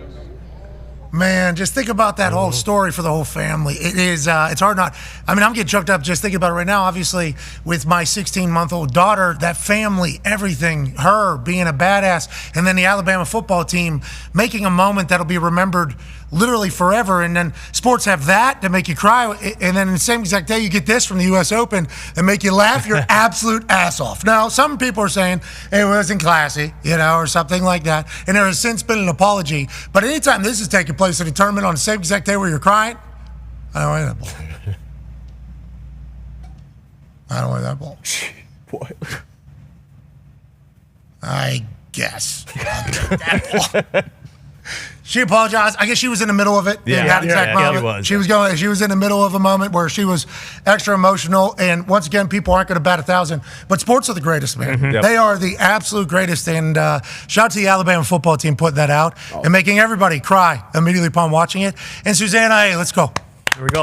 You're kicking ass. You're going to continue to do that. We've been a part of a couple of those moments with teams, wherever you get to meet family and something take place. And there's always magical moments. And she did a lot more for the team than the team would ever be able to do for her legitimately on the flip side of that. Always special. And you're a player, you forget about a lot of things. You bitch and moan about a lot of things. And not even a player, just a regular life. And puts a lot in perspective. And I had my daughter go through some things, had to have open heart surgery as a 2-month-old. So we spent a lot of time in the NICU and just seeing those families down at Joe DiMaggio Hospital. So all you down there battling, keep kicking ass. But so it's tough to see what people are going through day-to-day, battling, fighting things. So to give a moment like that, not only to the child, but to the family is awesome. Mm-hmm. Sports are awesome. Oh, yeah, sports. Hell yeah, sports. Shout out to the doctors, too, man. Yeah. The advancements in medicine have certainly affected a lot of things. Mm-hmm. But, whenever you go to, these fundraisers, like the Chuck Strong Foundation here, Gillis, they're fundraisers to research, to study, to try to, and whenever they show these videos of the advancements of things, just from 5 years ago, 10 years ago, it's okay. Feels like we're going to get to a point, where basically everything hopefully is being able to take care of. Like Peyton's, Peyton Manning's Children's Hospital, same exact thing. Whenever they talk about everything that they're able to take care of now versus maybe 10 years ago would have been, it's awesome, dude. Hey, let's enjoy this. We're lucky. We're lucky to be alive right now. Hell yeah. Let's remember that doesn't get talked about a lot. Nope. Is that we're lucky to be alive right now. We should remember that every single day. And shout out to Susanna. And shout out to U.S. Open, too. That was awesome. Yeah. I'm happy that moment. I was laughing so hard. Mm-hmm. Obviously not like a moment you're supposed to laugh at. And I hope that moment she was going through did pass. She apologized. She knows she messed up. Right. But sports are the greatest. Two different things. On the other side, J.J. Watt and A.J. Hawk. Be a friend, tell a friend something nice about change your life. Like Dude Wipes. Cheers. The progressive jackpot field goal kick.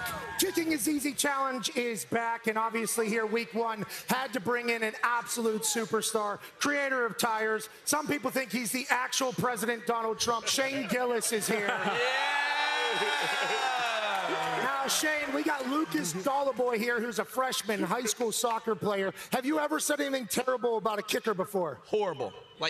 Kicking is so easy. I can make this. I could go out right now, make a 45-yard dare. All right. What do you have to say to Lucas, maybe to get him jacked up or maybe some motivation? I don't know. Lucas seems arrogant. It's kind of. I'm really hoping you fail now. I was cheering for you. I was cheering for you, and then you're like, "I'll do this, no problem." Yeah. Lucas! Sure. Loser! Go Irish! Go Irish! It's tough, bro.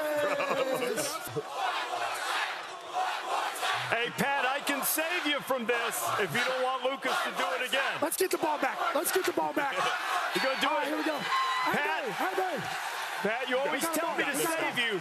You tell me to save you. I'm offering right now a chance to save you. Nah, this one will be for $50,000. Okay. That was the best ball you'll ever hit in your life, and that thing was nowhere close. This is for $50,000. And also Texas A&M.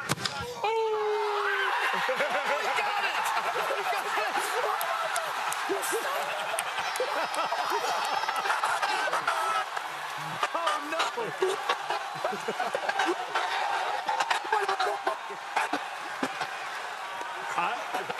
Open it. I tried. How about this form, Nick?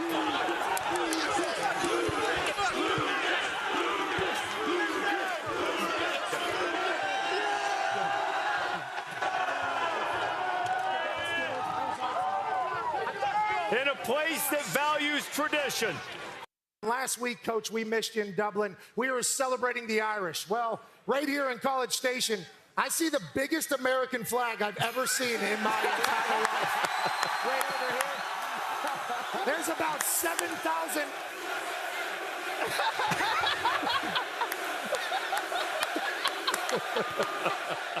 That's how it is.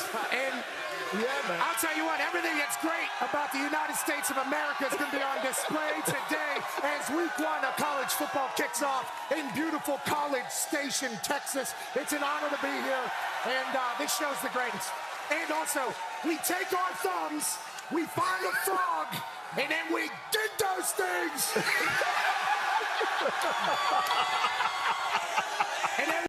The following program is a collection of stooges talking about happenings in the sports world. It is meant to be comedic informative. The opinions expressed on this show do not necessarily reflect the beliefs of their peers, their boss, or ESPN.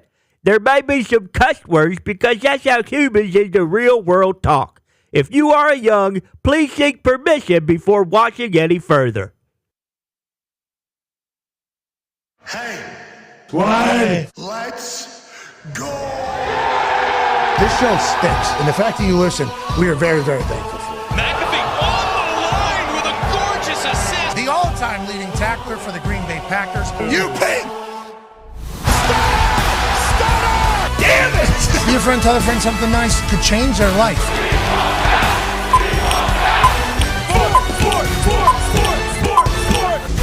Hello, beautiful people.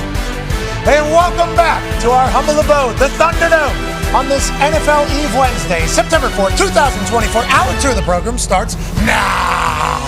Football is the greatest, and tomorrow the NFL season kicks off in a massive way as the Chiefs host the Baltimore Ravens in a banner-hanging evening that is going to kick off the most electrifying NFL season in the NFL's history. Or herstory. Ever. What storylines will develop? Who will be the AP MVP at the end of this year? Well, let's go to one half of the hammer. Dahn! Cowboys AP Tone. What are you looking for in an MVP this year, AP Tone? First and foremost leadership. All right. What? I thought you said ass in the middle of that. No, first and foremost. Ass also was leadership. The eye test too.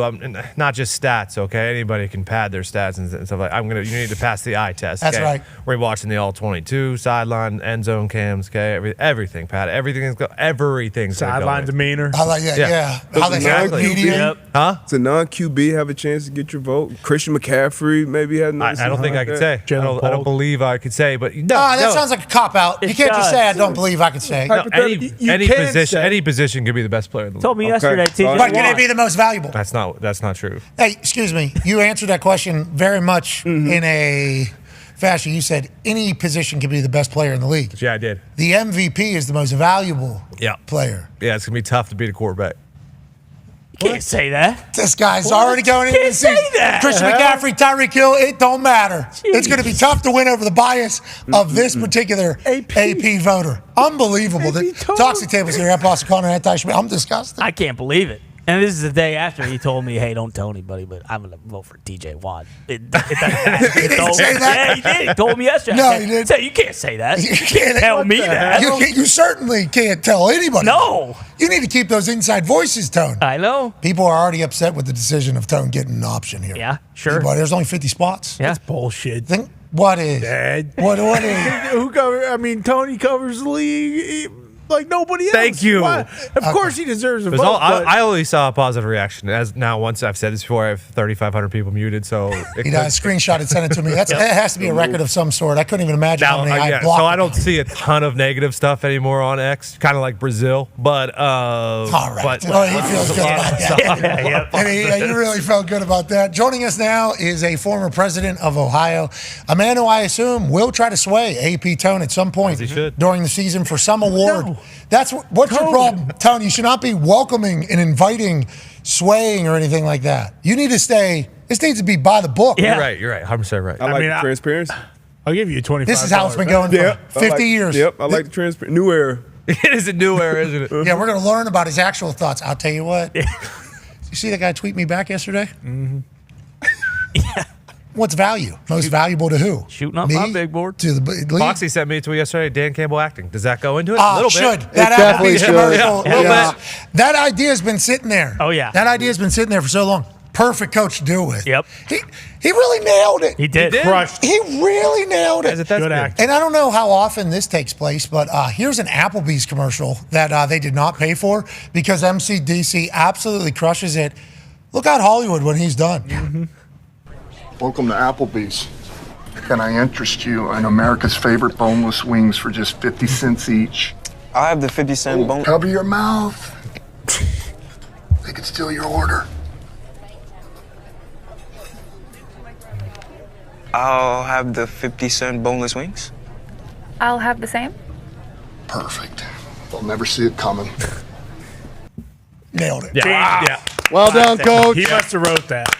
Yeah, one take I heard the entire time. They had to get a couple different angles, obviously, for the theatrics, but MCDC nailed it the first time through, obviously, all the way. You saw the chemistry on set, too? Oh, my God. You saw the menu get lifted from the offside. The camera had to make sure they caught that in the corner. Yep. You know, because all parties are doing it at the same time. What a commercial out of Applebee's. And I'll tell you what, Applebee's, they've been delivering for a long time. They have They're still doing it. Half-price apps there for a while. What the hell were they thinking? 50-cent wings? Oh, my gosh, they're back. Kidding me? And I read a tweet today that MCDC said in his press conference there might be more where that came from. Oh, I cannot wait. Oh, yeah. I'll tell you what, can't Long spell season. Applebee without app. That's and right. they have dominated that game for a long time. MCDC rolling out new Applebee's commercials every single week is something I'm looking forward to. And that's what's tomorrow. That's what tomorrow brings. Yeah.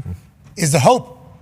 Maybe your team can go all the way. Yeah. The hope that maybe your city will become one that is talked about as the greatest football town in the entire planet. And the hope is that MCDC will release a new Applebee's commercial every week. Absolutely. Joining us now is a man who might be a part of some of these Applebee's commercials. He's a former president of Ohio. He's a college football national champion, a Super Bowl champion, the all-time leading tackler for the Green Bay Packers. Ladies and gentlemen, AJ Hawk. Hawker, I give it a 10. I give it a 10. I mean, Dan Campbell, unbelievable. He nailed every second of that. You could tell he was probably coaching up the other paid actors on set and telling them exactly like the timing, what you need to do here. Yeah, we're going to see that every week. You know, he probably filmed for 1 hour and they got about 15 commercials out of him. Yeah, and there's no way that he was there for hanging out in the trailer, right? He was coaching up everybody. Yeah. I couldn't even imagine the speech he gave to the camera people. I couldn't even imagine the speech that he gave to the crew. I'll tell you what, man. It's a good group here. Let's sell some 50-cent wings, man. That's what we're here for, all right? Applebee's, they do it right. Let's do it right for them, man. You think he did any margies while he was there? You think? I would imagine. Deuce. Yeah. Drank about 6 or 7 of them. I appreciate the fact that the Detroit Lions are in the spotlight because we saw that stat earlier that we presented to Roger Goodell because we did do some research, so Roger could puff his chest a little bit. And there were 6 teams this last year that made the playoffs that didn't make the playoffs the year before. Detroit Lions were one of them. Green Bay Packers were another one. Pittsburgh Steelers were another one of those teams. And then obviously the Houston Texans, and we'll dive into that a little bit more here whenever J.J. Watt joins us, Cleveland and the Rams as well. It's like every team legitimately has hope that your team can do it. And I think you go back a few years, obviously Cincinnati Bengals were like worst team in AFC North. Then they go to the Super Bowl. It's like every city has faith. Every city thinks that their team can go. How many realistically you think can, AJ? Everybody always says like 8. You always hear those former coaches. They all say like there's about 8 teams we all know that could actually win a Super Bowl. How many do you think, AJ? Yeah, I think 8 to 10. 8 to 10, I'd say, would be that would be the most I would put in there, no question. Because some of these teams that we have hope for are going to just be ass. Yeah. You know? Yeah. And Which ones? Which ones are those first two columns? I think being ass is a very negative conversation, so let's keep it positive. But it does suck that some of these fan bases are going to find out this weekend, probably, with one game. Yeah. Our team sucks. Happened last year to me. Yeah, like we are not going to win a Super Bowl. Like our team is out of it, and that's not fun. So let's not focus on that right now. But the teams that could make it, legitimately, you're going through. You said you think 12? I think you could get down to the Dolphins, which, if I counted correctly, is 12. Okay. Like after the Dolphins, any of those other teams winning the Super Bowl.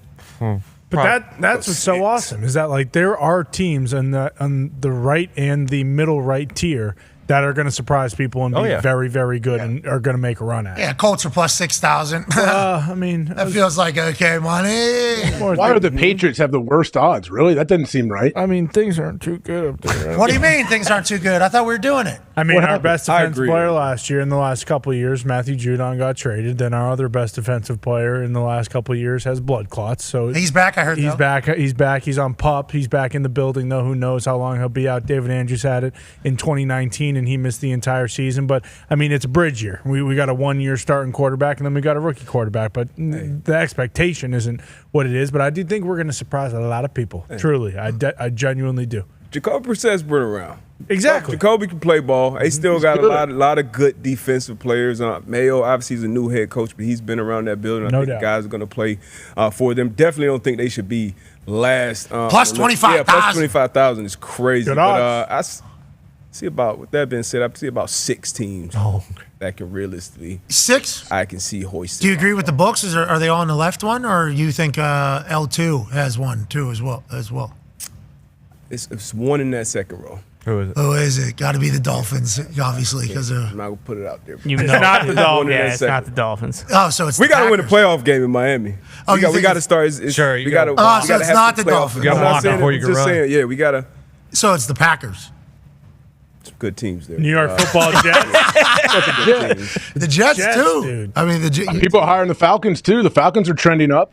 And the Rams. People love the Rams as well. So and the Bears. Browns are on that list, but So he said 6. So yeah, what in the left one is he taking? Like which one? He's taking Detroit out. I bet he took Detroit. Buffalo. No, he just saw that Applebee's commercial. He loves Detroit. Out, No, he's going the first. It's too early 4. to make enemies. Just say it. I'm not gonna make any enemies. Just say it. Everybody's got a clean slate. Everybody's got a shot. How about the Texans there on the left side in the top quarter of odds to win the Super Bowl, which is bananas if you think back a few years. Joining us now is a man whose name is in the Texans Ring of Honor.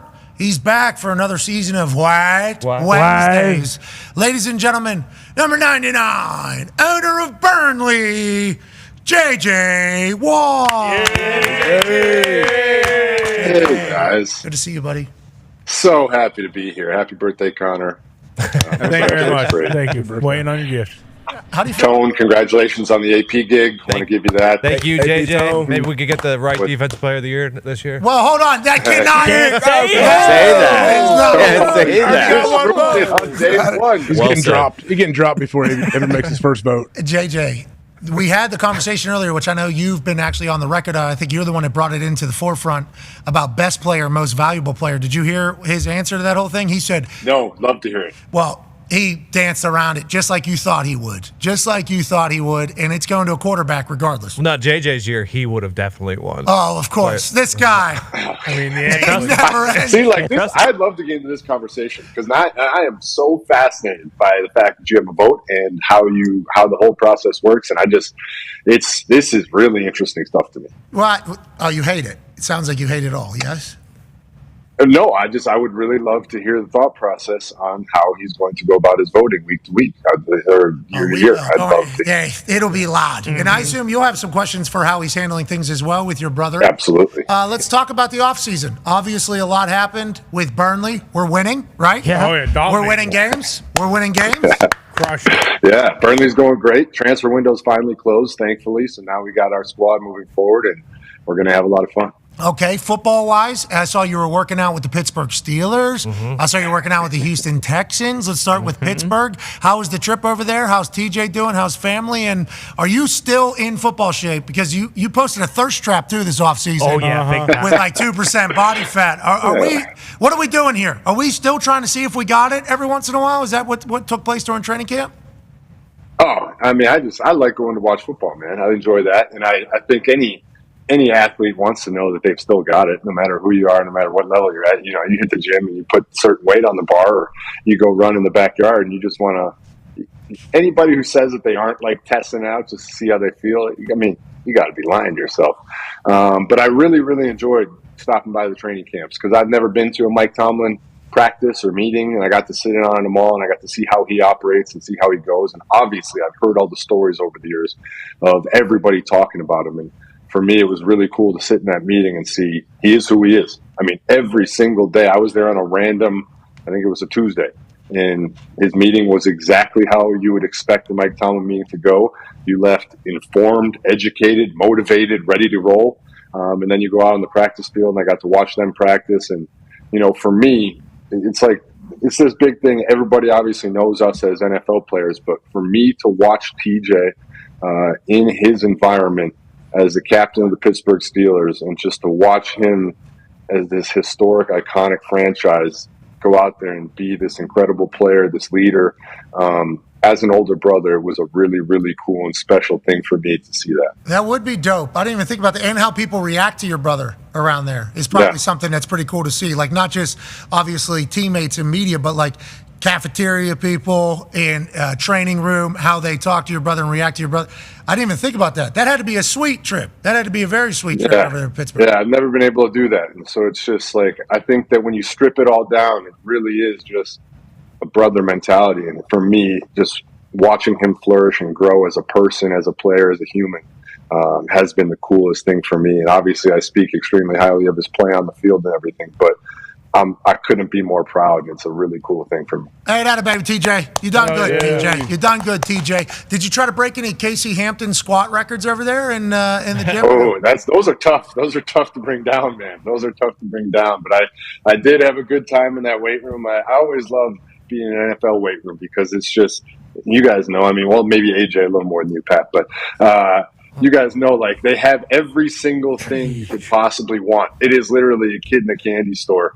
And I love being in an NFL weight room. Yeah, you love being in an NFL weight room. I like being in the Dungy gyms. You know, that's why I like to go. The Hawk House. Yeah, I like the Hawk House. We got grit and jam all over the place. You got some free weights, I'm good. You got some kettlebells, I'm good. You know, that's all I need. I understand you want to use the shark. I like that. I like that. Yeah, you do. I've talked about this before with some guys, because obviously weight rooms are getting nicer and nicer now, like college programs, NFL programs. And one of the things that we've talked about is, you know, those old dungy, like, basement weight rooms are where some of the best work is done and some of the best teams are made. And with these new weight rooms, sometimes it's easier to get complacent. So nice, so clean. So throw it back to the old school. Those steel plates, they definitely feel heavier than those rubber ones now. Yeah, clanging and banging, bub. That's what we're actually doing, you know. And you said it better than I ever could, so you understand what I'm talking about. AJ has a question for you. JJ, when you were throwing weights around the Steelers weight room, obviously I'm sure your brother was there in the weight room with you, but no question Russ Wilson was in there just squatting probably 650 or so or above. Did you get a chance to watch that offense and kind of watch Russ, kind of take control of that team? And what do you think that offense looks like with Russ at the helm and obviously Arthur Smith as the new OC? Yeah, I mean, I'm looking forward to watching it. Arthur Smith, obviously, I've played against him many years when he was at Tennessee, obviously also when he was with the Falcons. So I'm looking forward to seeing what he does in that offense. I think there's no doubt that I don't think there's much argument to the fact that there's room for improvement on the offensive side there for sure. So I'm looking forward to seeing that. I think Russ brings a guy with experience. I think Russ brings a guy who knows how to win. And I'm really looking forward to seeing how that goes for them. But, obviously they were pretty heavily involved in these Ayuk trade talks, and it didn't end up happening. So I think that George Pickens is an incredible player. I think he's a freak athlete. I think he can do some incredible things on the field. So it's going to be about building around that and being able to build an entire offense, not just looking for that one target. So I'm looking forward to seeing it. But lots of questions. JJ's got some questions. He's, I don't know how they're going to go about doing what they're going to do. Also, some offensive lineman conversations. I mean, there is. I'm hoping there's that Fields package. I mean, Tomlin's talked about a possible package for Fields. I mean, what he did in the preseason, there's a lot of good stuff there, and I think that should be not only something for offensive coordinators or defense coordinators to plan and think about during the week, but it can give them a lot of juice. Why didn't TJ just score a touchdown every week? Yeah, just like his brother. Yeah, I mean, it's a tough thing to do. Not everybody can do it. I mean, it's only certain brothers have those capabilities. Sure, you can score one every now and then, but I mean, 5 in a season. Come on, you can do that. Vrabel. I mean, that's Derek. Derek could do it. He just needs the ball a little bit more. Yeah, man. He give him the ball a little bit more. When he dives. Yeah. Let's get some dives with Derek. A little fullback dive. Little spider 2 wide banana out to the flat. Yeah. Boom. Now we're speaking the same language. TJ though we need a SWAT into a pick 6 every week, and then need him dancing. Tribute. Yeah. Yeah. Yeah. No. That's time down for what?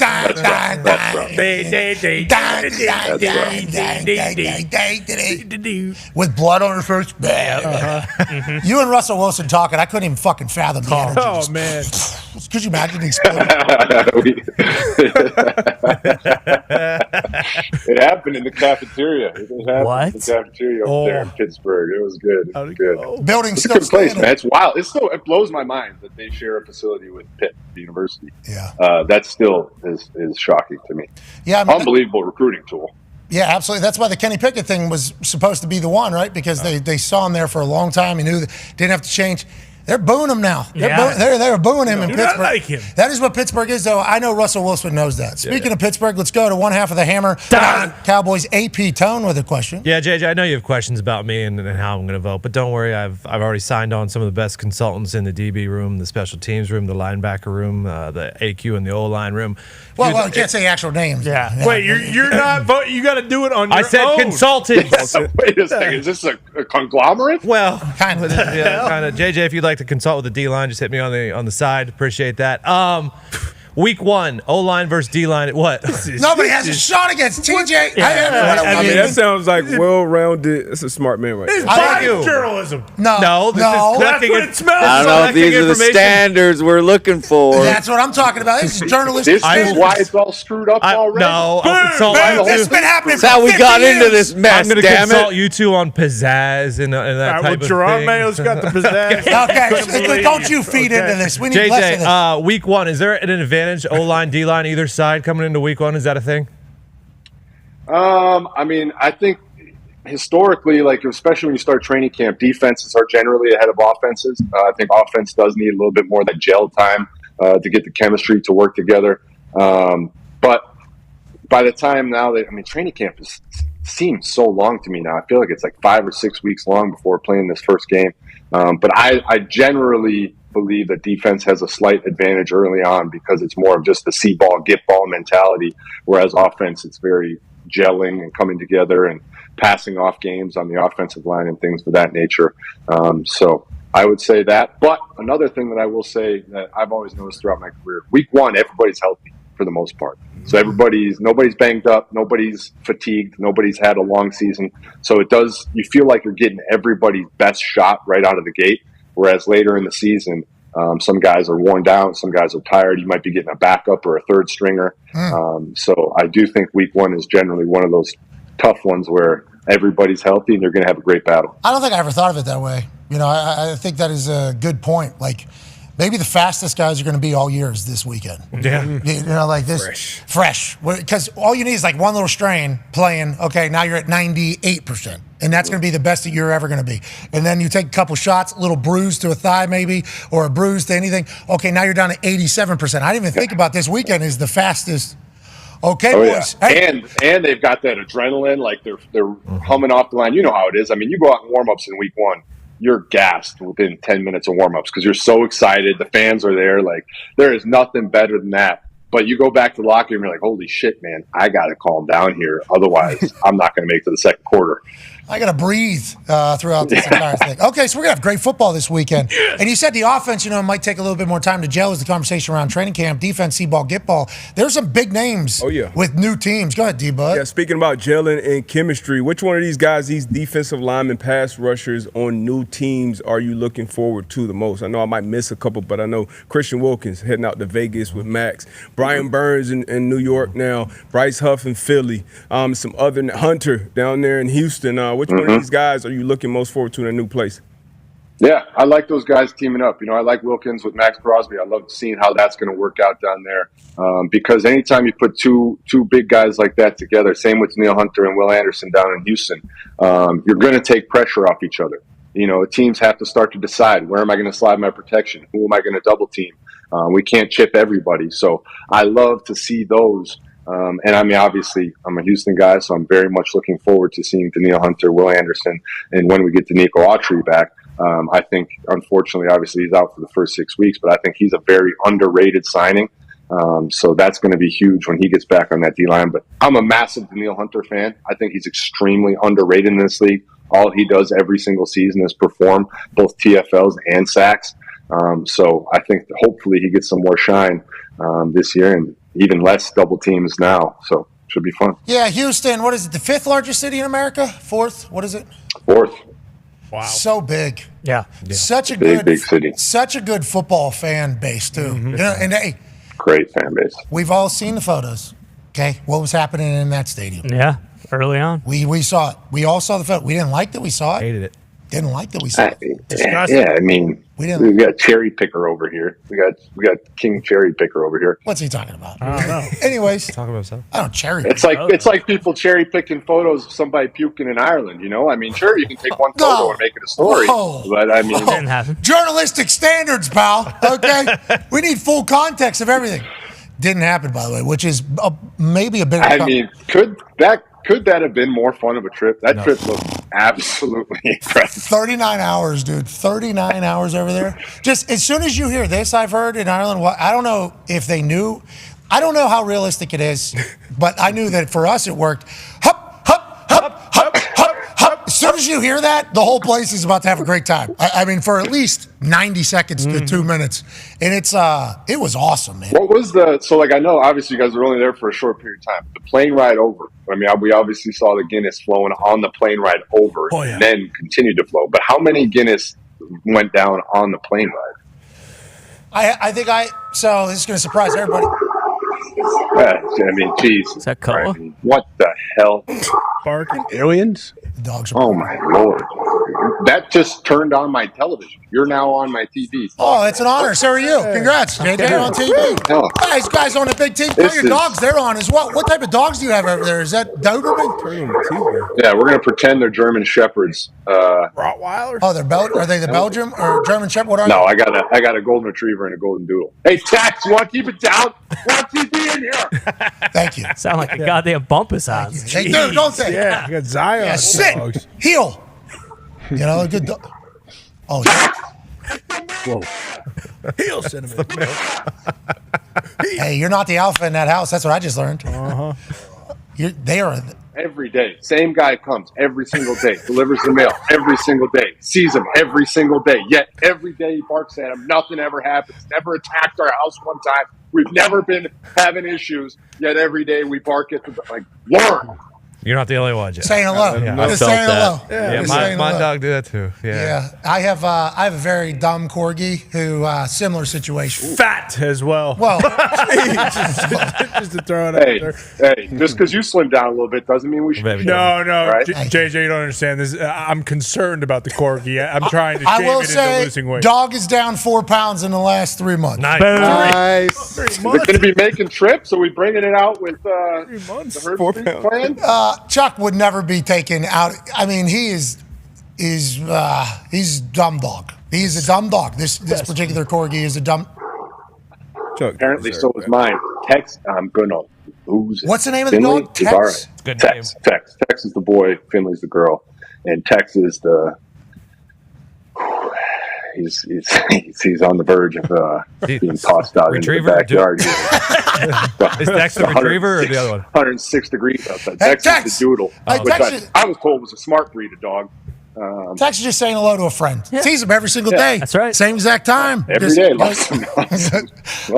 Tell Tex it's all good. If they want to bark through our show, we are big fans of dogs over here. Although some people on the internet are not. Yeah. Did you hear this about Ben? What people? I mean, I did not know. People, they're mad he's flying on a private jet. Yeah, you're mad you're not on a private jet. So suck it. You know. I mean, this guy. Gets it. This guy gets it. Yeah. This guy likes dogs. I mean, that's how it's going to go. JJ, we learned a lot about you through your football career off the field through one particular program. Connor has a question for you. Yeah. Slim Connor has a question for you. That's not true. But JJ, have you been keeping up with the Hard Knocks? Wrapped up last night. There were some interesting moments. Ryan Poles, kind of cool moment where he cried when he had to cut one of the players, which I think everybody kind of loved. Did you have any feelings around the entire show? And what are your expectations for the Bears this year? What you guys all right over there? Choked up. Oh, yeah, amen. What happened? What did I miss? Guys, what did I miss? I was just asking about the expectations for the Bears. I don't know if something was said or shown behind me. I'm not sure, but sorry. Back to you. The whiteboard? Did I miss the whiteboard post? I got to try. Just the way he worded that question was the most absurd thing of all time. Everybody loved it. Like, okay, we get it. I did.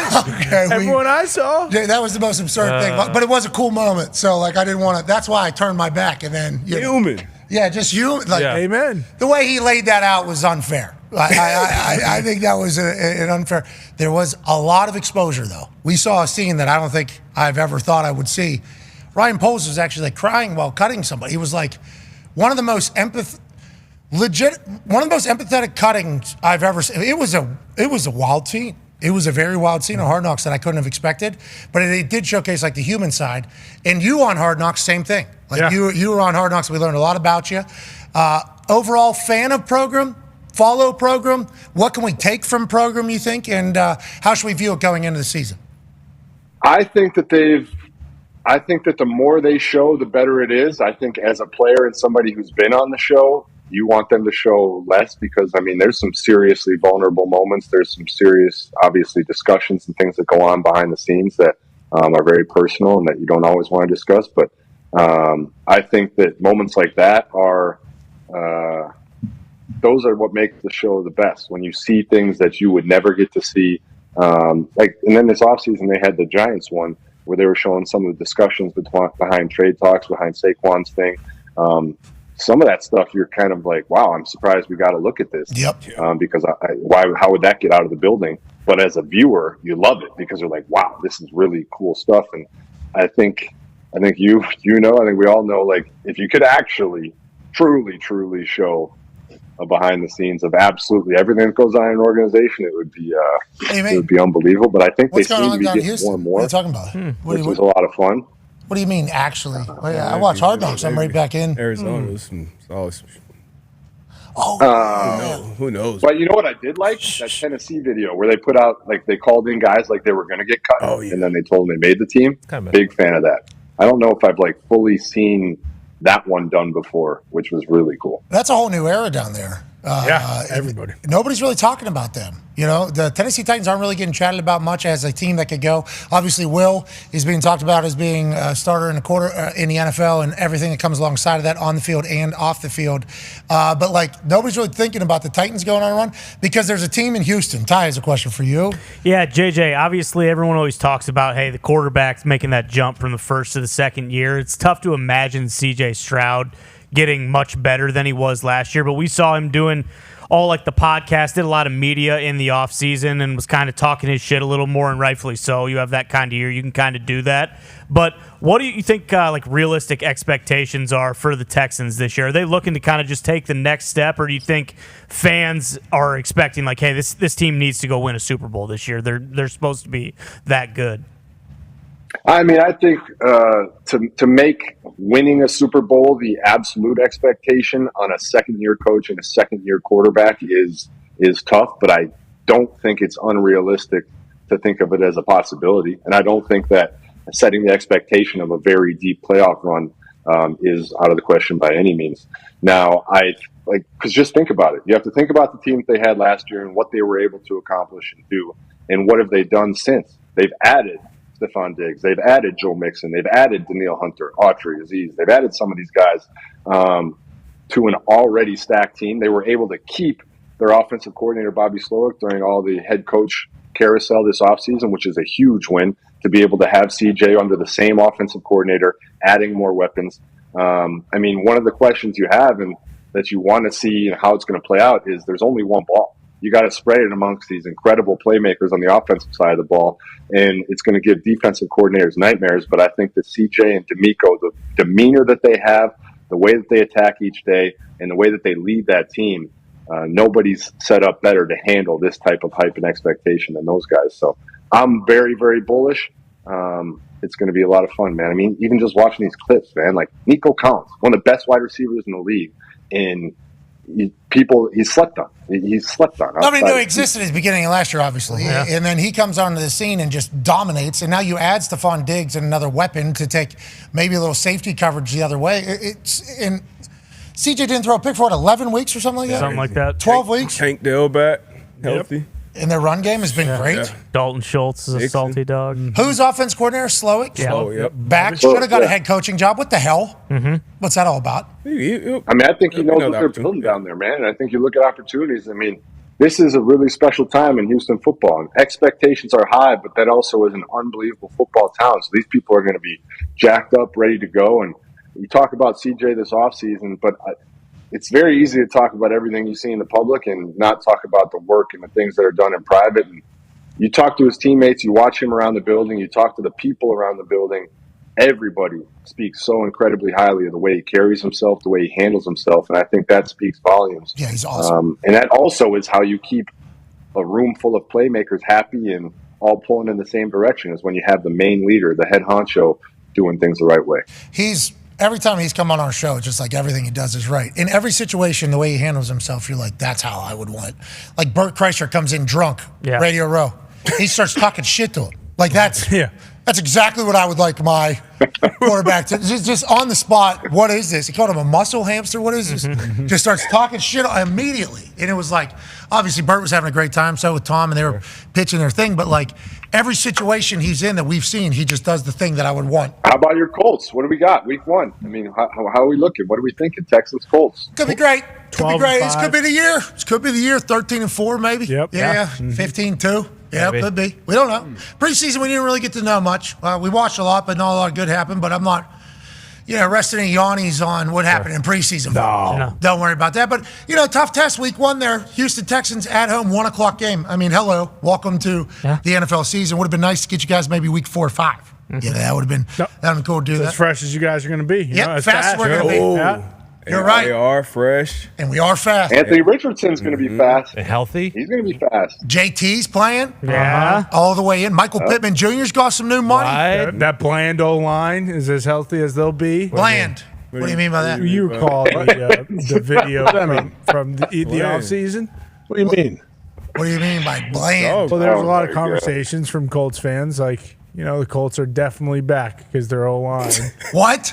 The way their O-line looked, it was very big. Indiana, if you will. What are you talking about? What do you mean? Just some big, mean, cornbread fucks. Is that's what bland means? That's what. Yeah, I mean, look at it. Yeah. Jesus, that's insane. Yeah, it is, right? People were losing it about it. Yeah, I thought, you thought like, all right, first wave, and then no, that was almost. Yeah.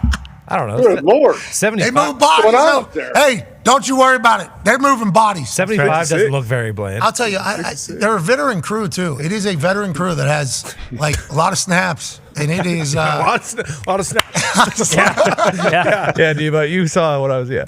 I've never seen so many neoprene sleeves in my life. Listen, they get loose. It takes them a little bit. I think the Colts have a chance, though. I think the Colts have a chance, because Shane Steichen's a good coach. Shane Steichen is I think he can game plan and get things done. Defense, they invested a lot of money back into, so it's I expect them to play good football.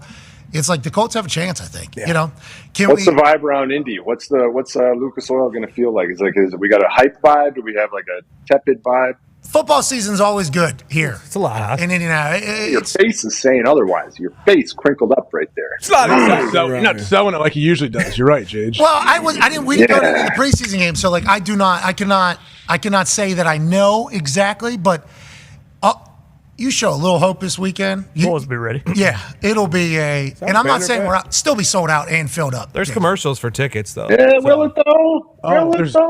JJ, it will fill up. Tickets still. Week 1 for sure. Yeah, week 1 will. We'll be out. What are you saying? Tickets. I'm saying it's the Quiet House. No, you did not mean that. You just said, can they show a little hope this weekend? You just said, if we can show a little hope. AR is a rookie. This guy's a rookie. Can we just until they rev it up. Haven't won week 1 in like 15 years, JJ. What? I didn't know that. Good to see you. Haven't heard from you in a while. Good to see you. Oh, jeez. Take it easy. Gump is a citizen of downtown Indianapolis, I'll have you know. And when the Colts are winning, it's great. But, like, literally AR, he started his entire NFL career touchdown on the ground, touchdown through the air. He broke some rookie record where it was like, he's the most electrifying football player there's ever score on the ground and throw. It's like broke a record for most consecutive games to start a career. It's like 5 or 4 or 5 or whatever it was. And he was just gone. See ya.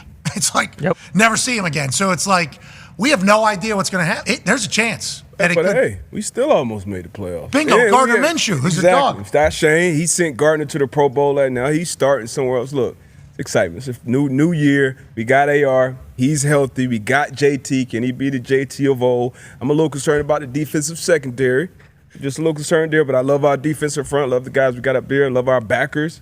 We just got to grow a little bit in that secondary early. You know, it's going to be an early test. He's talking in week 1, but I'm excited about week 1. I don't know about you, Pat, but I'm excited. First play of the game for Houston last year in the Loud House was a 75-yard touchdown. Correct. Nico. On the field. I love playing up there. I like that city, man. I like that. I like that nice big hotel they got downtown. They always put the bracket on. I like St. Elmo's. I stop in there, get some good food. I really enjoy Indianapolis. It's a great city. Yeah. Amen. We walked down the field, kicked the field goal. All right, good start.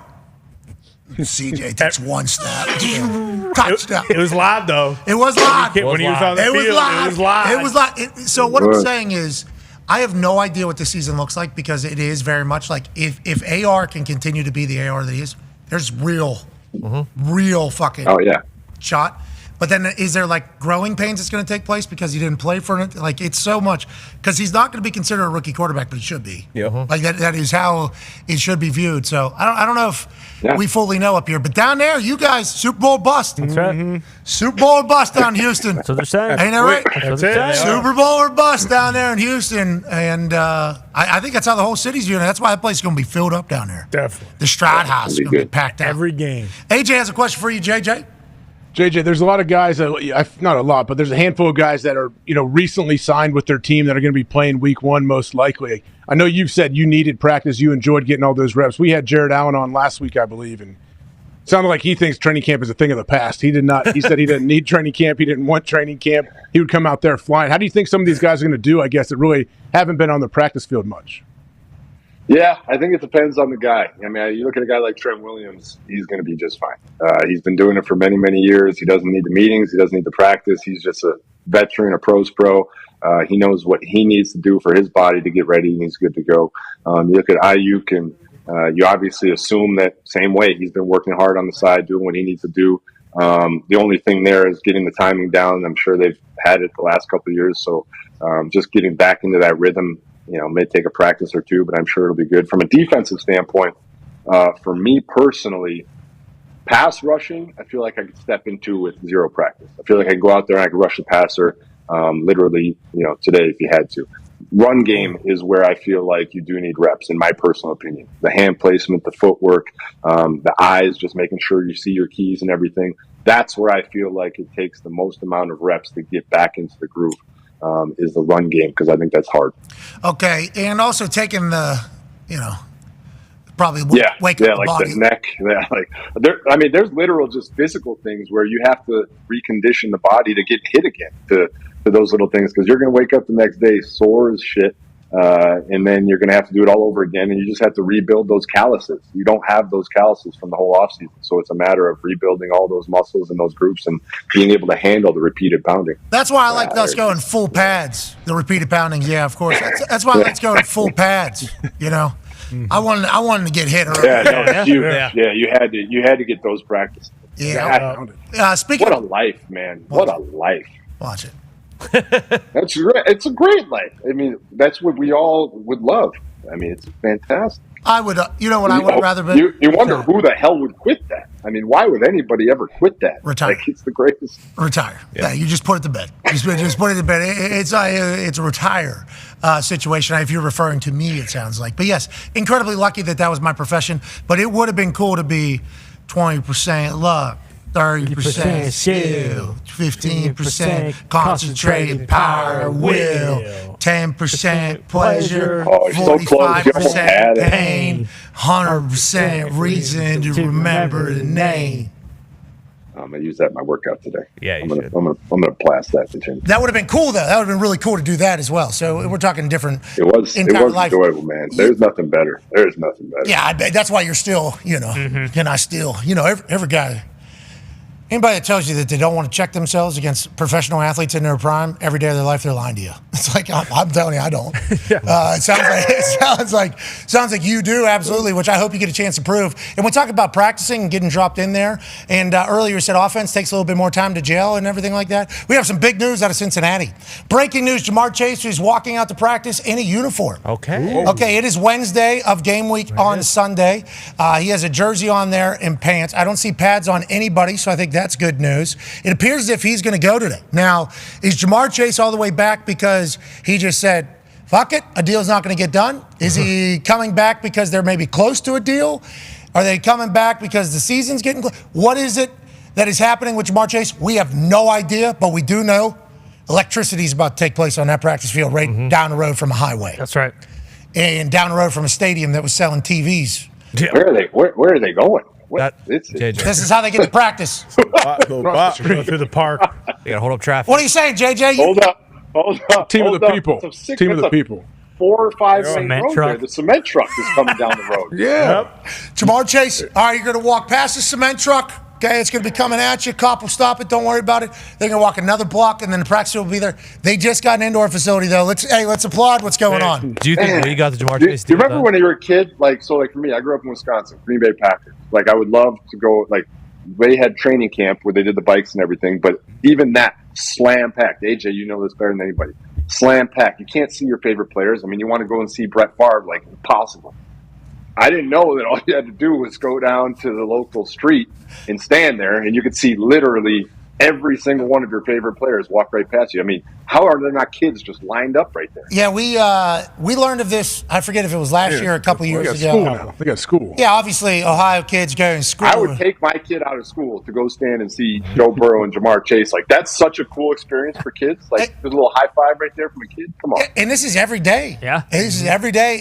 It is very easy to find where they're at. Just look for the cops stopping. All right, Bengals are here. Bengals. Cement truck. Hey, Cincinnati's on the up and coming, though. They sold the naming rights to the stadium first time. Indoor facility. The TVs out of town. New TVs in. I mean, we don't know about the new. You guys buying some? You guys picking some up? Turns out we were a couple weeks late. Yeah. I don't know how we let that slip by either, to be clear. That is a story that is right in our wheelhouse. 85-inch TV for $65. Kidding me? Yeah. Out of the parking lot of a Bengals stadium? fans think I don't like them because I said something about their lockers, the new locker room, which looks awesome. But in the press release for the lockers, they talked about how heavy they were. Saw that. And so I just pointed that out. They're 850-pound lockers, which is incredible. So I just thought that was a fascinating point to point out. And they thought I was ripping out their locker room. It's quality.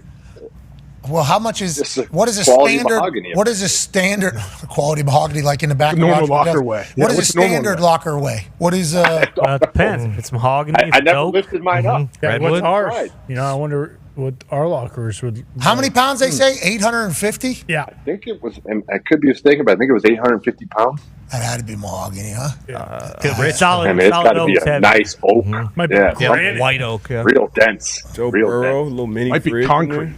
Yeah, because you got to get. You also got to. Might be concrete. Yeah, Could be a concrete locker. That's cheapest. Concrete is cheapest. Yeah. 850 pounds would make sense. This thing is 2 tons. Holy shit! What is it made of? Concrete.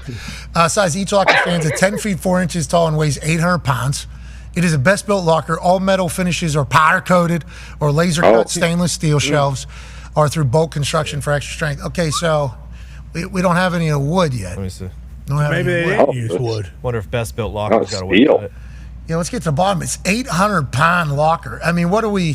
What makes it so heavy? Not cutting any corners. What does it? I just. Okay. Who's lifting them wood up? accents there. Not saying that. Wood veneer. No. Ventilation system. That's good.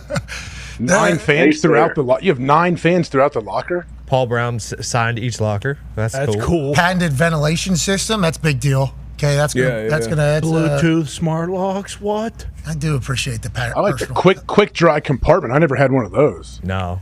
Yep. And then there's one fridge. Yeah, locker rooms now are cool. Yeah, one fridge. Locker rooms now are cool. A microwave. One fridge, Joey B. Mm-hmm. I wonder how Jamar Chase immediately goes, oh, that must be nice. He goes, you can use it. And then Jamar's like, wait, I'm going in a negotiation. Maybe he got a fridge. Oh, and that's why he's doing practice. Yeah. Oh, it all makes sense now, They're doesn't hung it? up on you. It all makes sense. Yep. All right, JJ, who's winning the Super Bowl this year? This week. Go win the Super Bowl. I mean, I refuse to pick anybody but the Chiefs until proven otherwise because they've earned that right. So I'll say the Chiefs. But if you ask me who's knocking them off, Houston Texans. Okay, and on the NFC? On the NFC side, I have a very difficult time seeing, again, who's going to knock off the 49ers. Sweet. So, Yeah. What about the that's really, yeah. I love the Lions. I think the Lions are great. When I look at the 49ers and I look at that team top to bottom, it is so well-rounded, so stacked. I don't see somebody picking them off. And Brock Purdy's jacked, too. Yeah. He's jacked now. Freaking yoked. Do you know that? He's been hitting the weight room. Yeah, I saw. He's been doing the weights. Why'd you put that thirst trap out? What was that all about? Why'd you do that? You trying to get a role in a movie? You trying to get a role in a movie or something? You look like you had a cape on. Marvel. Yeah, it looked like your lats were like a cape. Yeah, I don't know. I just felt proud of myself, and I wanted justification and validation. And did you get it? Did you get it? It worked. Yeah, no, everybody was very impressed. So, everybody was very impressed. Yeah.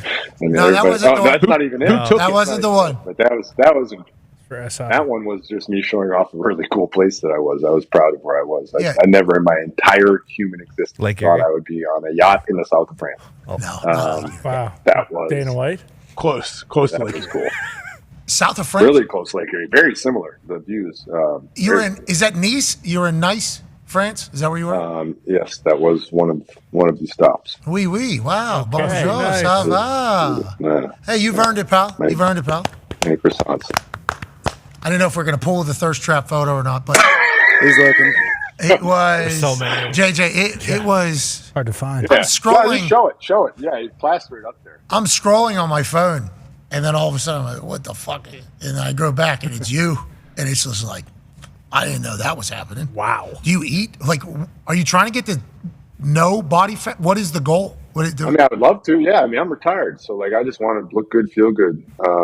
But like everybody, like my weight is the exact same as when I played. Literally, I weighed myself this morning. I am the exact playing weight of when I played. So I'm just trying to shape it differently. That's all. Yeah, well, you look great. We're not able to find it because there's too many traps you out look there. Great.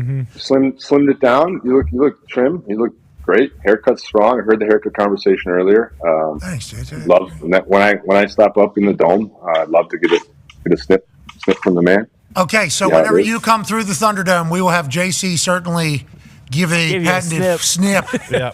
Snip. He'll snip you good. Yeah, he'll lower your ears a little bit, give you a good snip. We appreciate you, man. We'll see you next Wednesday, and we'll know a lot more, won't we? We'll know a lot more. We will know a lot more. Really looking forward to that game in Indianapolis. Going to be paying close attention. Well, it's loud house. There it is. Hey! That's the thing. Wow. Look at that thing. I'm bad. Did your wife take this for you? Like, did you have her come out and take it, or what? Yeah. Do we set this on a tripod? How do we take the photo? Yeah, no, it was definitely a tripod. No, yeah, it was my wife. Oh, okay. My wife. We That's work out. EQ took it. We are workout partners. Nice. It's all lighting, guys. It's if I'm going to give you any tip, it's just Find some good lighting. Okay. And you're good to go. Like you know, kingly half lights. shadow, half half light. The issue with the photo is that there's no lights. Like that is the issue with this particular photo. So we just kind of The issue is the beauty. That's right. Yeah, you got to LeBron. leave the viewer something to behold. Look at how fucking jacked you are. crazy. Is that what you look like right now, or is that just this one day was like your peak day? No, that's a pump. That's a pump. Like Arnold always talks about the pump. You know, it's at the end of a workout, you feel good, and the shittiest part is that it goes away. And so then you look like an hour later, you're like, wow, I thought I was jacked. Yeah. I woke him up right after a workout. Great feeling. I woke him up before game day. By the time I was shirtless on game day, they had went to sleep.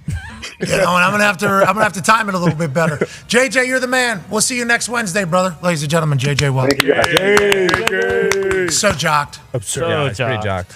Bill Belichick will join us in about 10 minutes. Be a friend, tell a friend something nice. It might change your life. We'll continue on YouTube and ESPN Plus and TikTok. We'll see you tomorrow. Goodbye. Whew, that one felt pretty That was good. a really good one. Yeah. That one felt pretty JJ was out on time. That was sweet. Promoted Bill Belichick, too. That's real hosting stuff. Yeah, we're here. You know, we could have promoted some stuff more, What do you mean? throughout our history. Like what? Like what? Like whenever people are on the show, we could promote them more. Nah, but then we do that, and then something happens, Yeah, and they they never can't come come on. on, and we look like assholes. That has happened, 4 times? I think At 4 least. times we have promoted somebody coming on the Mhm. show, and then it's just gotten canceled, and we look like the dumbest people on earth. Exactly. So we have adopted a mentality of we will never promote anybody come on show. Don't jinx it.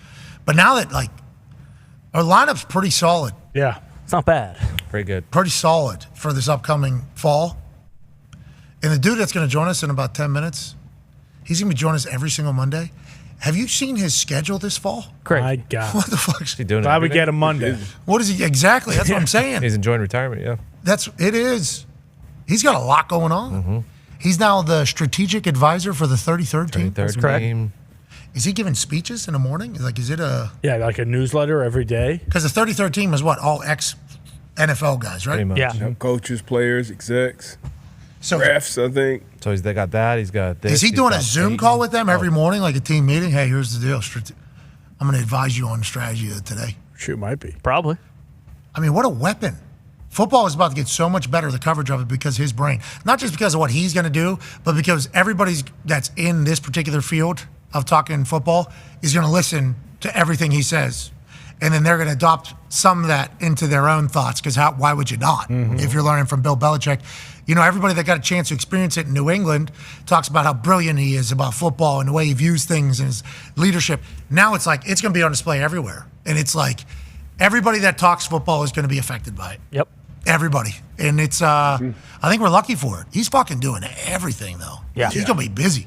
Very busy. Very busy. But is it as busy as what he used to be? I guess not. Right? No, not even close. In his eyes, he's probably like, yeah, he probably wants more. He's thinking like, what do I do with the rest of my days?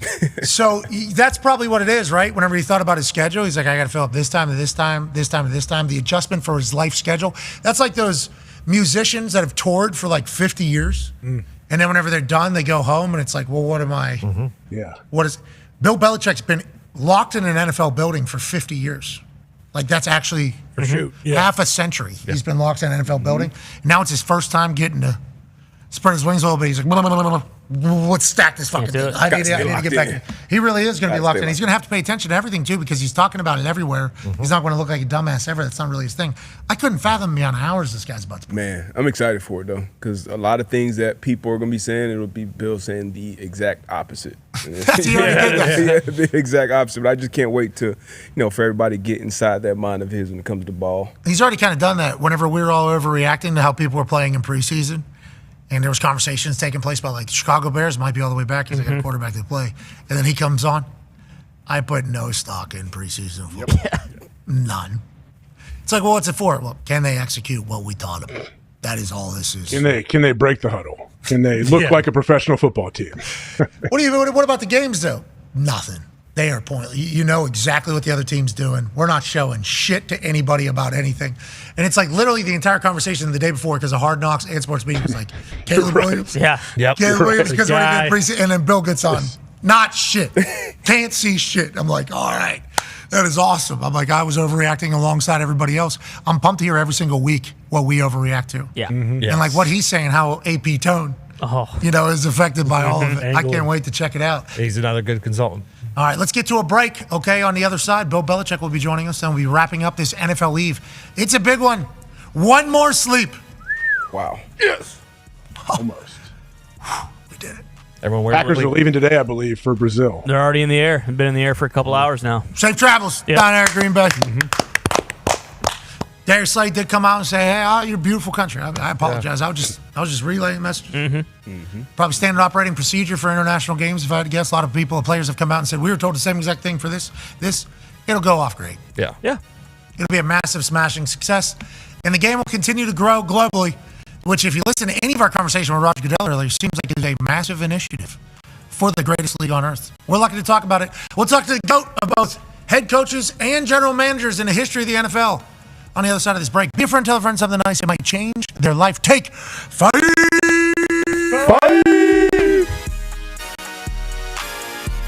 Did you know you would be good in front office? Did you know that this was going to be something you would succeed at? I didn't know I'd be good at it. I didn't even know I'd be doing it. It's an interesting story as to how I ended up here. I ask myself that often. Way back when I was a kid, I did love the NFL draft. My dad used to pull me out of school. Out of half day, he'd come pick me up at lunch. We'd go watch the draft. So I loved that. Throughout my career, I'd piss my wife off by not only watching round 1 through 3, but then watching round 7. And I'm filling out sheets. And I think the thing that probably piqued my interest, I was living in Denver after I got done playing there. I'd become friendly with Elway. We played some golf together, and he looked out for me. We had the same high school coach. We went to Stanford, played football, baseball, same fraternity. That was the poster on my wall. But Elway took the leap at the Broncos, and in his first year, he said, "Johnny, I'm keeping a lot of the scouts, but I don't know them. I love the way you think about football. Could you watch the safeties this year and write some reports?" And so I did that for him. Remember, it was the year of Mark Barron and Harrison Smith, and I took a lot of pride in. I had no idea how scouts did things, but I just watched it like I would watch film, and I sat there at the computer and wrote some reports, and Elway was blown away with the detail. If I'm going to do something, I'm going to do it right. The next year, he says, "That was awesome, Johnny. Why don't you do the DBs?" So I did the entire DBs. I added the corners. The next year, he invites me in for their draft process. It was a lot of work.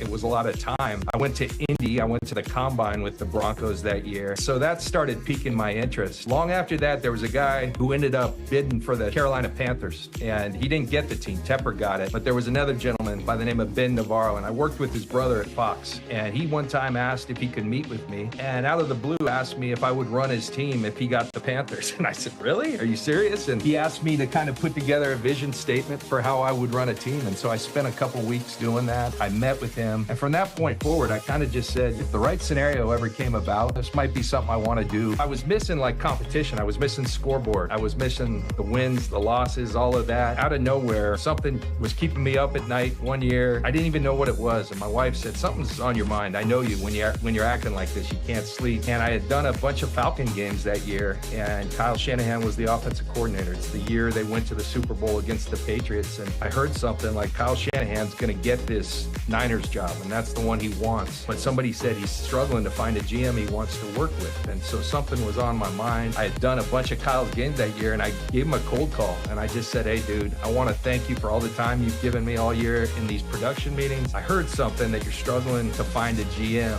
And he goes, "I am, man. It's killing me. I think I am going to take that Niners job." And he goes, "Why are you asking?" And I said, "Well, consider me. I don't even know if I do it, but just think about that and see what you think." And his first question, he's like, "Dude, why would you do that? You got a great job. You got a great life. Why would you even consider doing that?" I said, "You go play your games." He did. He called back and he said, "Man, I can't stop thinking about what you said to me. Would you do that? And I want you to come meet this dude named Jed." Well, that dude named Jed was our owner here, Jed York. Came and met Jed. We flew cross country to Atlanta. I was offered the job on that flight. We meet with Kyle, and the whole thing's wrapped up. I hadn't even talked to my wife or family yet. It all moved kind of fast, and here we are 8 years later. So sorry for the long story. No.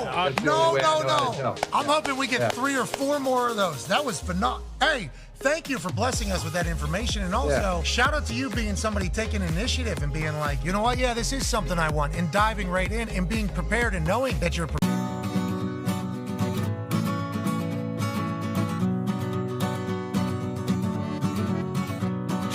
Welcome to Dublin, Ireland on this Feel Good Friday, August 23rd, 2024. We are live from J.R. Mahin's. Drinks are on Pat McAfee tonight, fella. Let's go! Hop, hop, hop, Up, up.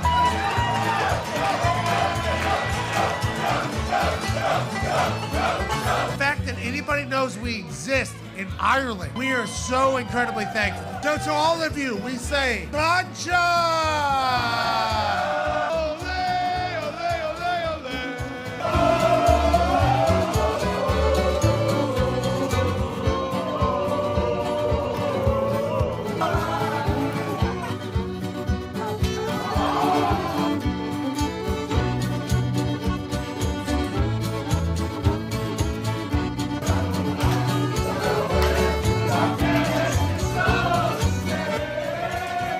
State. I just want Kirk to know I got 1,000 phone calls when we got the playoff. He didn't have anything to do with them not getting in the playoffs, and I didn't either. But we both got hammered. Some of us did get hammered last night. We have real football happening today for the first time in months. This is a beautiful time in a wonderful town. It's fight night, baby! Davis! This is Dave. We gotta go for Georgia Tech. I gotta go. I would be back in the country if I didn't pick Georgia Tech. 44 yards away to do it. He got it! And the Yellow Jackets did it!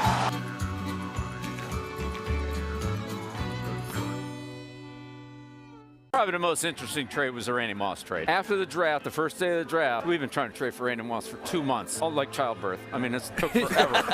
After the first day of the draft, I talked to Mr. Davis. I said, are we going to make this deal or not? And he said, yeah, we'll do it. We'll do it for your 4th. And I think we were picking like 7th in the 4th round. I said, well, we got to get the guy in for a physical. We can't take his contract. We're going to have to renegotiate his contract. And Mr. Davis said, well, that's your problem. If you want to trade for him, then you get it done. I said, all right. I call up Randy. Hey, Randy, this is Coach Belichick. Boom. Hangs up the phone. What? Let me try this again. Randy, it's Coach Belichick. Who is this? Who's pranking me? Who is this? Bam, hangs up the phone. Randy, this is Coach Belichick. We traded for you. What? Is this a joke? This better not be a joke. Who is this? No. This is, all right. Really? I said, yeah, but look, we got to get this done by tomorrow at noon. He goes, all right, what do I need to do? I said, you need to come up, take a physical, and we need to renegotiate your contract. It's by noon? Yeah. He goes, well, I'm in Houston now, but I got a plane. I'll be there. Nice. He flies, and he's there at 8 o'clock in the morning, comes in and takes the physical. You know, the old, Yeah. Make sure he's live. Okay, you're good. Renegotiate the contract. We're done at 10 o'clock. And first thing he says to me is, where's the playbook? Oh, that's awesome, man. I said, right here. He said, okay, because when I walk out there with the first team with Brady, I got to know all the plays. I can't go out there and make mental errors and screw up. I got to know his offense. And he was smart, man. This guy was smart. On this post-safety coverage, what are you going to do? He goes, Coach, you ain't going to see any post-safety coverage against me. Like, oh. He goes, you're going to see cover 2. We haven't seen cover 2 in years. He's like, you're going to see cover 2. And he was right. And then he would say, well, here's how I'd run this route. Here's how I'd run that route. And I started thinking, like, we got to start giving Randy some routes. We're running this, and they play cover 2. How we can move him into the slot. He's like, move me into the slot. I said, yes, so you can get in the middle and cover 2. He's like, all right, good. 25 touchdowns. So many. Yeah, opens up the running game, too. I'm telling you, it was Randy, come on, man. I'm trying to. Hey. Why? Let's go.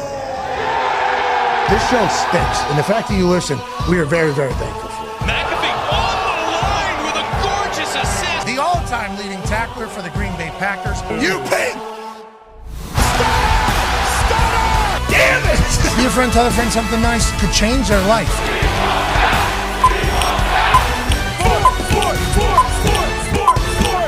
Hello, beautiful people, and welcome back to our humble abode, the Thunderdome, on this NFL Eve Wednesday, September 4th, 2024. Hour 3 of the program starts now.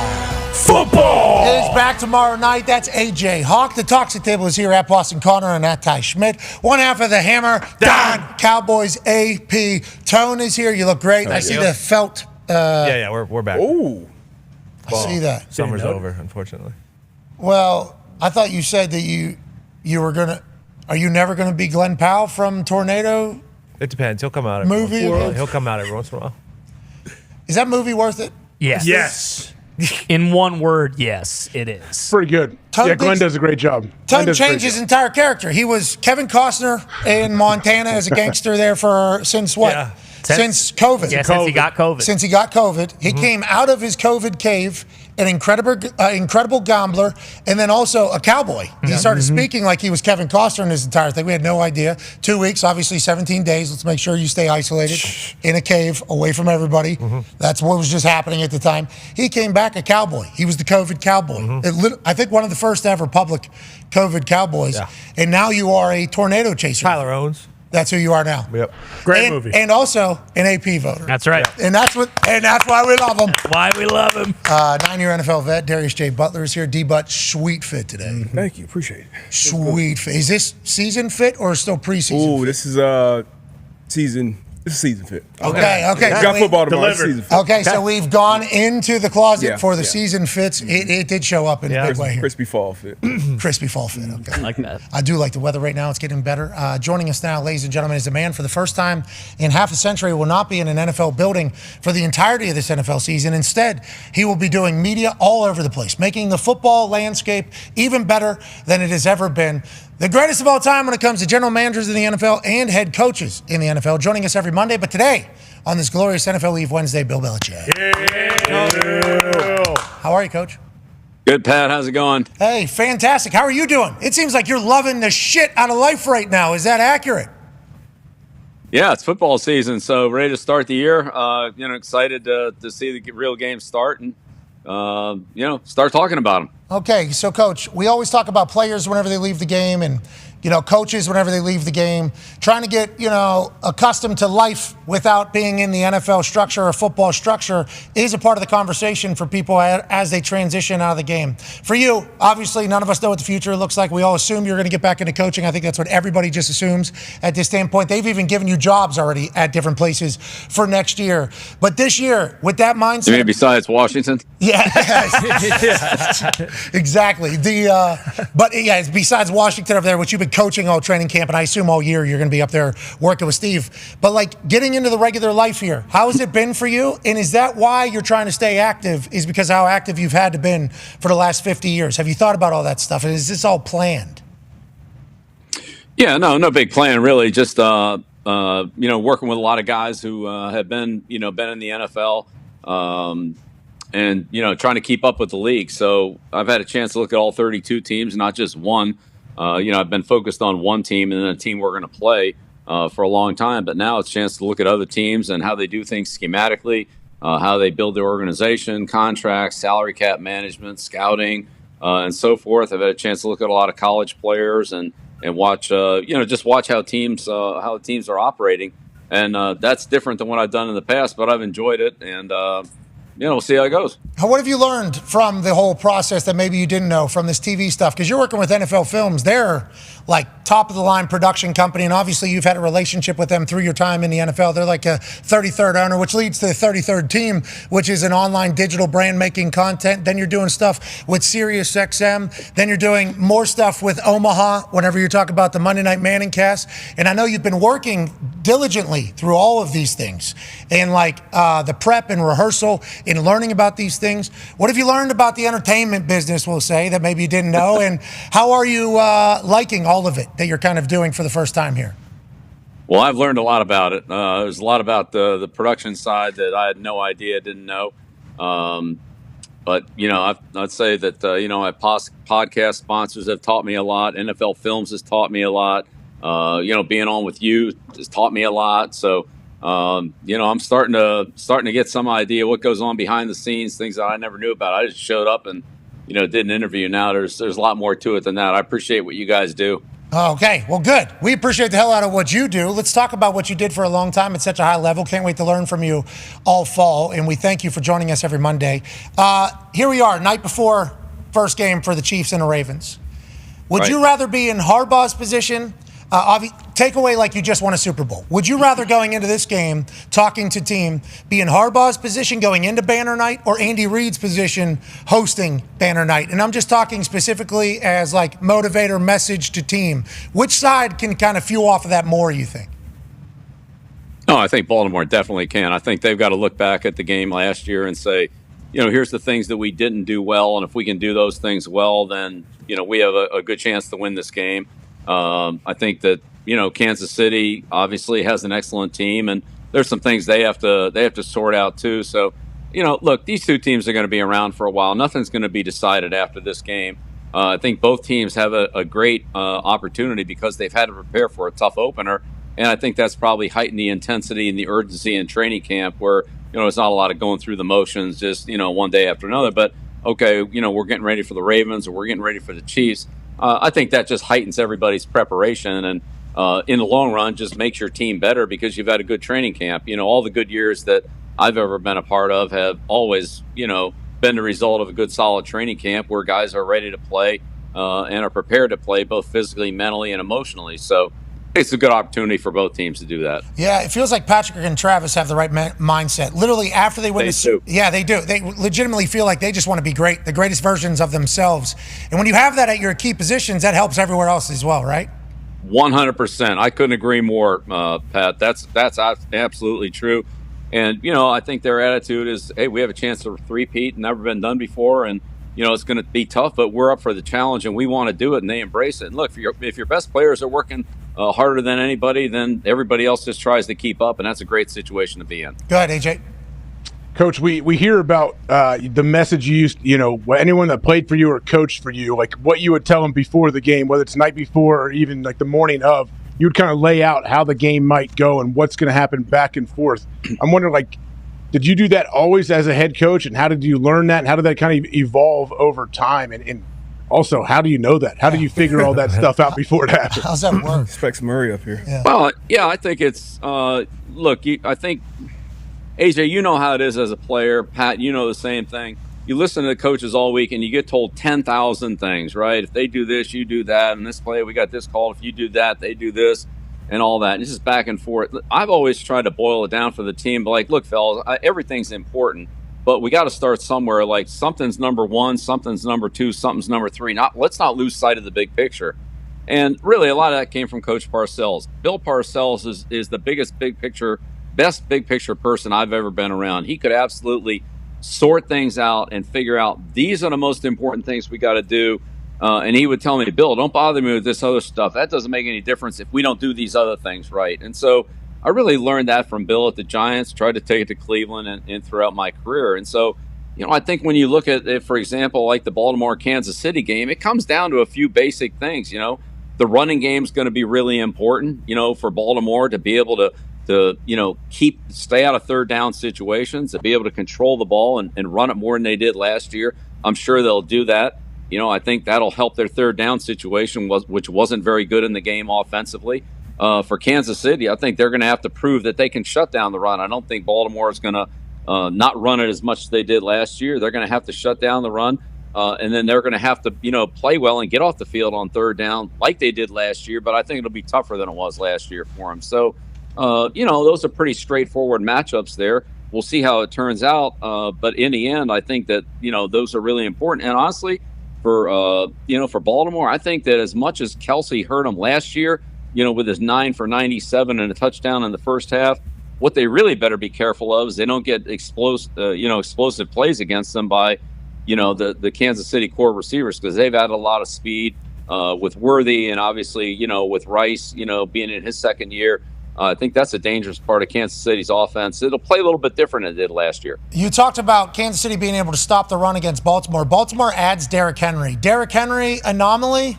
What do you think about Derrick Henry's game? And would you, the message is just hey, you're going to have to stand up. How do you coach against Derrick Henry? Yeah, I think you absolutely have to stand up to it. This guy can... he's an explosive player that can push the pile, gain the tough yards when he needs to, and he can also, hit the home run. But I think the best thing about Derrick Henry is the fourth quarter. If you can get into a close game with him in the fourth quarter, he wears defenses down, and he's really a tough guy to tackle. Once he gets those guys a little bit tired and they're arm tackling, and maybe there aren't quite as many of them there as there were early in the game. He can break those tackles. So. Again, I don't think there's any way Baltimore runs the ball as infrequently as they did in the AFC Championship game. I think that Kansas City is going to have to stop it, and we'll see whether or not they can. Why does matching him up with Lamar Jackson just seem like an impossible task to stop? Like that's like the perfect quarterback for Derrick Henry to be there, right? Because when I was at West Virginia, Pat White obviously had the speed to get the edge, but we had Owen Schmidt who was going to run you over. So he had to load the box a little bit, but if you're able to get outside, you're good. Lamar, Derrick Henry seems like the perfect fit, and when it happened, we were all like, of course, Derrick Henry is a Baltimore Raven. Is it a perfect fit over there in your eyes?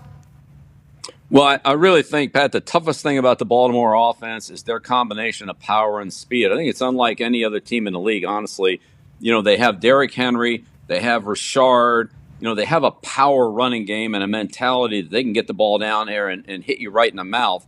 And if you put too many big, slow guys on the field, it's hard to deal with Jackson's speed and the speed that they have at receiver.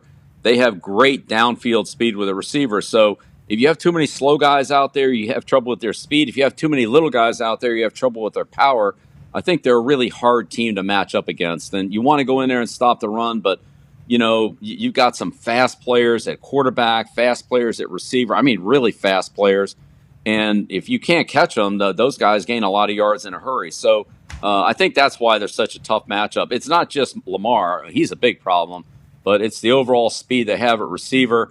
To go along with the power that they have running the ball and the attitude they have running the ball. I assume more questions will pop up about this game tomorrow and the game on Friday as our conversation continues to flow here. So excited that football is back. Oh, yeah. Tone Diggs has a question for you, Coach. Yeah, Coach, I know your record is almost impeccable against rookie quarterbacks. Going into week one, these rookie quarterbacks, the three that are starting, as a head coach, defensive coordinator, do you try to do more against them, or you just do your normal stuff and let the rookie quarterbacks make the mistake themselves? Well, I think it depends on who you're playing against. I think you've got to take away, the things that they do well. I mean, so, for example, against Jaden Daniels, you just can't let this guy run. You go back and look. First of all, none of these guys played very much in preseason. Right, there's only a handful of passes from Penix, who it doesn't look like he's going to start anyway. Caleb Williams was 10 for 20, so he didn't play very much and only completed half his passes.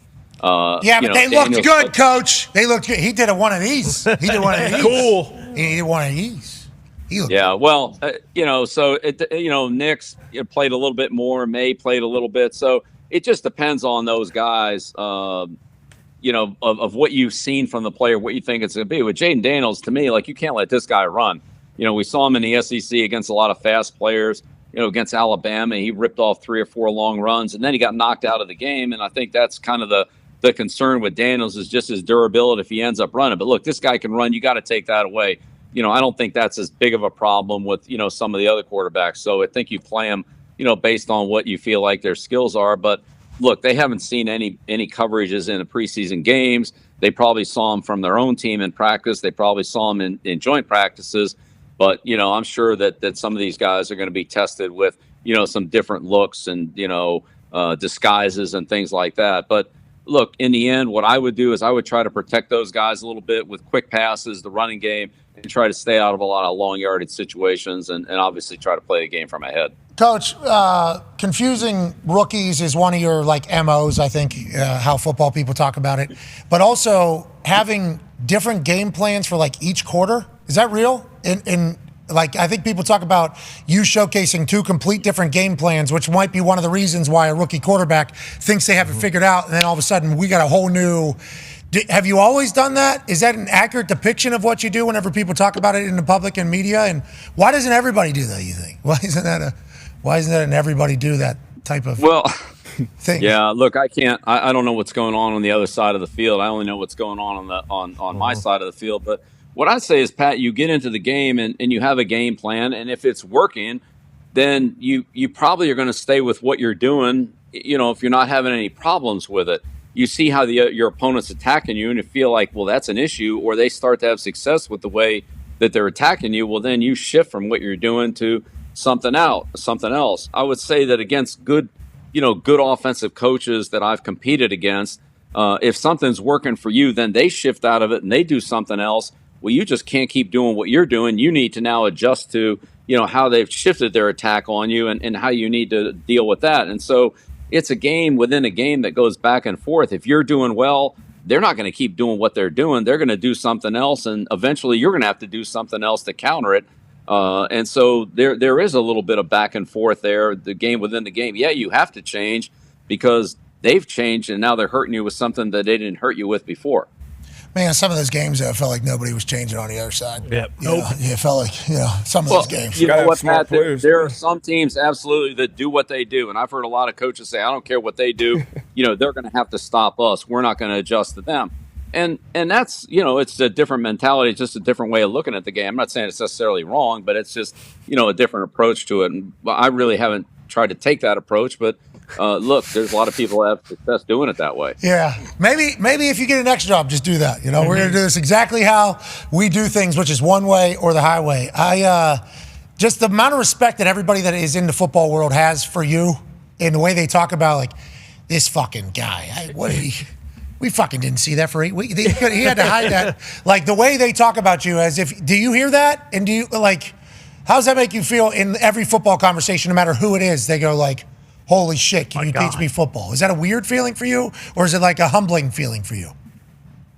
Yeah, well, look, Pat, it's always nice to be complimented. But, I mean, look, we've had some good games, and we've had some success, and I've had some as head coach, and I have some that weren't so good. So, it is what it is. I always try to look ahead to the next game and not back too much, other than maybe to learn from what happened in the past. But, it's all about the next opportunity and preparing for it and doing the best you can to help your team in the next game.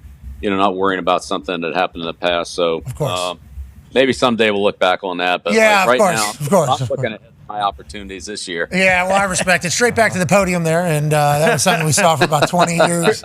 We respect and appreciate it. Football question here from Ty Schmidt. Yeah, Coach, a couple years ago, you had the international game in Germany. How much different or how much more difficult is it with like the preparation going into one of those games? And do you think there will be any difference with the game on Friday, it being a season opener, and having to kind of prepare for an international game when you haven't had an actual game that matters yet? Yeah, there's a ton of preparation that goes into that, and it starts in the off season. It starts 6 months or so before the game itself.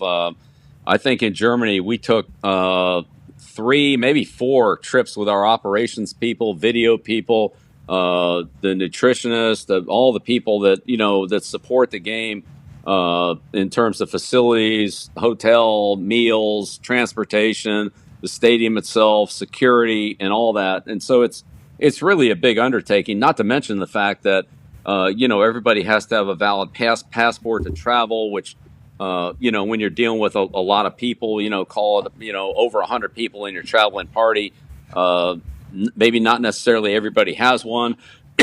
So there are really a lot of things that go into that. And then, the trip itself, just the different scheduling, could be time changes, in the time zones, things like that. Yeah, there's a lot to deal with. It's the same for both teams. So I don't think there's but it does definitely disrupt, your overall travel set, and then you have families as well, right? So sometimes families want to travel to those destinations, and so how you handle that, whether you accommodate them on the team plane, whether you don't, whether you have another plane, and so forth. It's it's all part of the process. So you just got to figure all that out. I think the Brazil game, because it's really kind of a new one down there. There's some dynamics on that. I think you're going to see some interesting uniforms, colors, and stuff like that at the game that maybe aren't traditional. So, it is what it is. It's going to be different. Is it going to be all blackout uniform and then all white? Yeah, uniform? I think so. Is that what Eagles are wearing white and black, I believe. Okay, and then just flipping that black and white on the other side. Yeah, Packers, I think, made new uniforms for the game specifically. Oh, for the Brazil game, Yeah, for the international game. Yep. That's really cool of them to do that. Yeah, so some of those jerseys, that'd be great. Yeah, to do down it. there in Brazil. All the little challenges we saw your brain go. Well, then the families, obviously, and then ticketing, and then I saw your brain go, and then the travel, and then are we getting another plane, and then that's a whole nother, like watching you just go through all of this shit, and that's how you guys are starting the season. Yeah. So I guess it's good though that it's in the front of the season, you think, or middle? Like, the timing of it for these two teams probably better than middle of season, or what? That's one thing you can't control. When they schedule them, you play them, and that's what it is. But I remember when we landed in Mexico. We played the Raiders in Mexico. We came in from Colorado Springs, which was 8,000 feet. Mexico City was 8,000 feet. But I remember we landed, and we get in the bus, and there's like 2 pickup trucks. They were like little Toyota pickup trucks, but they had these machine guns mounted in the back of them. And, we've had escorts before, but I mean, not with machine guns mounted in the back of a pickup truck. And, they're swirling them around and pointing at things. And some of them are pointed straight at us, and then they're pointing at the side. It was kind of a crazy scene there. So that was our escort down in Mexico City. I don't think we left the hotel, but it was a little bit of a different setup. So, you just kind of look, you take it as it rolls. And, I talked to some of the coaches from, that played down there previously. And, just in Mexico City, for example, the distance from the field up to the locker room, because the field was depressed, you had to climb all the way up to the locker room, was basically several stories in terms of the ramps and everything. A couple of the coaches couldn't make it back down, the thin air and all that. And so, we had to have a little bit of coaching training on that and all. But yeah, there's a lot of stories that go with those, international games. Just they're different. That's all. They're different. We had to get gas masks for some of the coaching staff so they could go in at halftime. We figured it out, though. For sure, oxygen. Absolutely. Oxygen in the coaches, oxygen in the players, oxygen in the trainers. Yeah, that was a haul there in Mexico City. The thought, and then Gostkowski, of course, kicked the 63-yard field goal. So I mean, it was that was great, and the thin air and the altitude and all that probably helped that situation, but. Yeah, it was a long haul up to that locker room. It's a shame you couldn't take the machine gun trucks out to a golf course out there, 8,000 feet above sea level. You could drive that thing forever. Yeah. I mean, that would be 400. A fantastic thing. So we'll assume you're not going to the Brazil game on Friday. D-Bot has a question for you, though. Yeah, I know you got a full slate this season, and obviously roamed those sidelines a long time as a head coach. But you got a lot of relationship with the coaches in the league now. Any chance you take a trip to an NFL game, an NFL stadium this season? Saw you at the Battle of the Beach last week, I believe. Yeah. But how was that, number one? And then number two, any plans on taking any trips to NFL games this year? Yeah, so the Battle of the Beach was great, D-Bud. It was awesome. It was a great environment there, maybe 15,000 people, fans. The stands were packed. IMG and Bergen Catholic played a really competitive game. IMG's got, I think they got like 20 Division I players, over the 3 years. Jeez. Bergen Catholic's got a lot of good players too. It was very competitive, great atmosphere. It was really a lot of fun to be at. But next week, because I'm doing, filming here at NFL Films, next week I plan to be at the Philly Atlanta Monday night game. So you'll see me there. Okay, so that'll be my first game at the stadium this year. So yeah, looking forward to that one. Oh, so that won't be a Manning cast, is what we just learned, right? That won't be a Manning cast then if you're there, because it will be a Manning cast. Yeah, no, I'll just do it from the stadium. Oh, that's a nice wrinkle. Nice. Oh, it's Bill. Yeah, oh yeah. Hey, that would be nice. How it is. You know how it is in TV, Pat. These tech people, they can do a lot. So, yeah, I'll be able to go to the game and then do the Manning cast from the stadium. That'll be awesome. The people will be pumped that you're there. I'm excited to see your reaction. Oh yeah, the Philly fans love me. Yeah. Fly Eagles fly. Fly Eagles fly. Yeah, they just love me.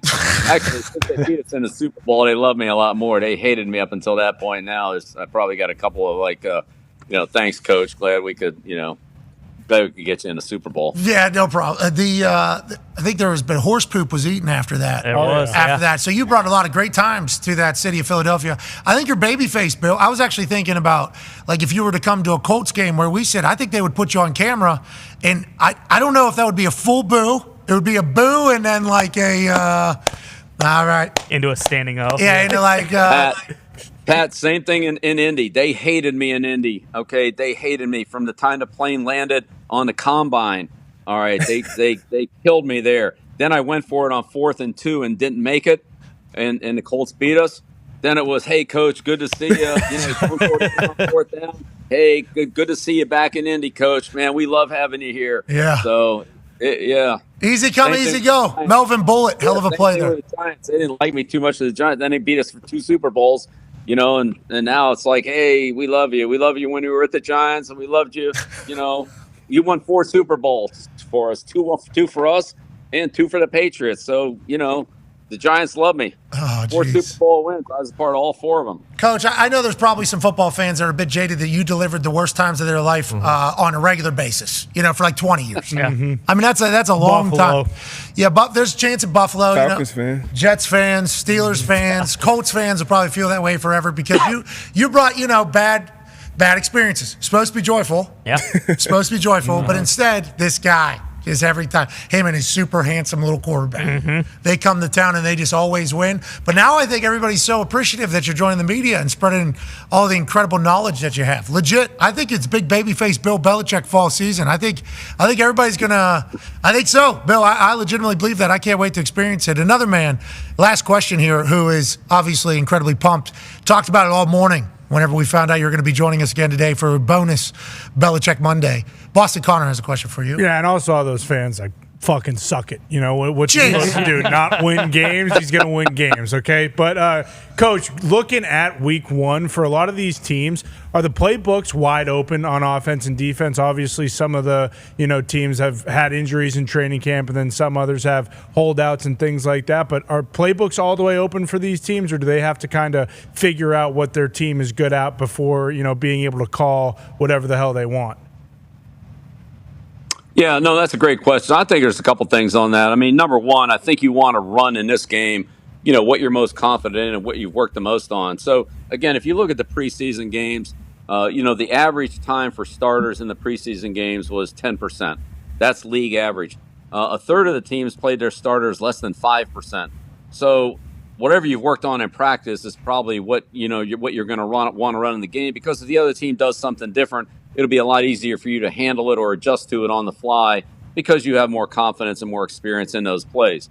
I also think, though, that coaches are going into the opener saying, okay, here's something we're going to need to do against this team in the opener, and so you practice that. For example, the Giants going to Minnesota. I'm sure that Coach Daboll has some answers for the blitzes that Coach Flores is going to run at them in Minnesota. So what those answers are, I doubt that he's shown them. I think he's probably got a couple of new things. And so whether you want to say that's open in the playbook, I would say it's more preparing for an opponent that you have a pretty good idea what they're going to do. I think there'll be some different answers. I would imagine that in a situation like that, Coach Flores would probably, get up there and show, a heavy pressure look, maybe back out of it, drop out of it a time or two and kind of see what the Giants are up to, something like that. So it's a little bit of a cat and mouse game there. But I think if it's something that you're going to have to deal with early in the season, that you want to prepare for that in training camp, not just wait until, the week of the first game to do it. So that's, is the playbook wide open? Well, sure it is. But, to go in there and run a bunch of triple reverse passes and fake punts and everything else, I don't know if that's really the way you want to open the season when you've been practicing things, for, 6-7 weeks now. I think you really want to, see how good you are at the things you've been practicing. Oh, the no fun league. Got it. Jeez. All right, we're not running. Well, no, hey, Pat, look, give the Lions credit. They ran a fake punt last year on 4th and 2. And ended up driving down and beating Kansas City on that. Yeah. That was a big play for him. So I'm not saying you can't run, trick plays and that kind of thing. But I think as far as like opening up the playbook, you don't want to. I would say this is a game you don't want to outthink yourself. Look, it's opening day for the players and the coaches. Do the things that you're most confident in, that you've had the most reps in. There's a lot to prepare for. If you overthink it and you're paralyzed out there, then you're probably not going to be any good at whatever you do. Let's try to play the most sound game we could possibly play this early in the season, and then we continue to develop and evolve. Coach, we can't wait to do the season alongside of you. We appreciate the hell out of you. Can't wait to watch those two Bryans battle there. Yeah. Daboll and Flores. That's going to be a little – I hadn't even thought of it really. And then now I'm like jacked up about the cat and mouse game. And before we go, Coach – I do believe there's you have an announcement to make. A lot of announcements, okay? This one is a big one. Ooh. I do believe, if I am hearing what I think you're about to say correctly. Bill, any announcement for the people? Pat, I can't really believe I'm doing this, but I've joined InstaFace. Yeah. Yep. He's on InstaFace. Yes. Yep, he's going to be tweeting on InstaFace officially at Bill Belichick on Instagram. Welcome to social media, Bill. This is what we're talking about. Let's go. I'm excited. And we checked it out this morning whenever we found out about this. There's a link, obviously, to his website that has a hub for everything that he's going to be doing this fall with clips and everything. Bill, I'm excited that you're doing this. Welcome to social media. People are going to love you on the internet. Big brain, big name, doing good things. We appreciate you diving in, bub. Thanks. I appreciate it, Pat. Thank you. Look forward to being with you all year. Really excited to see the game start and talking to you every Monday. You're the man. Ladies and gentlemen, the GOAT, Bill Belichick. Yeah. He's on InstaFace. That's awesome. Never thought I'd see the day. No. I'm not on my face or I'm doing whatever kind of stuff. Insta tweet. I'm not. Insta space. That's his website right there. Great website. Hey, they've been. Oh, that's sweet.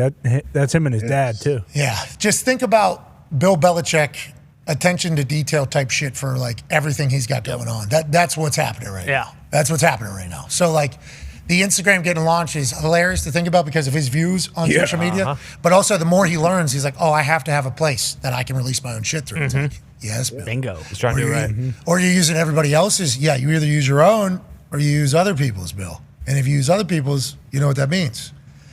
I do know what that means.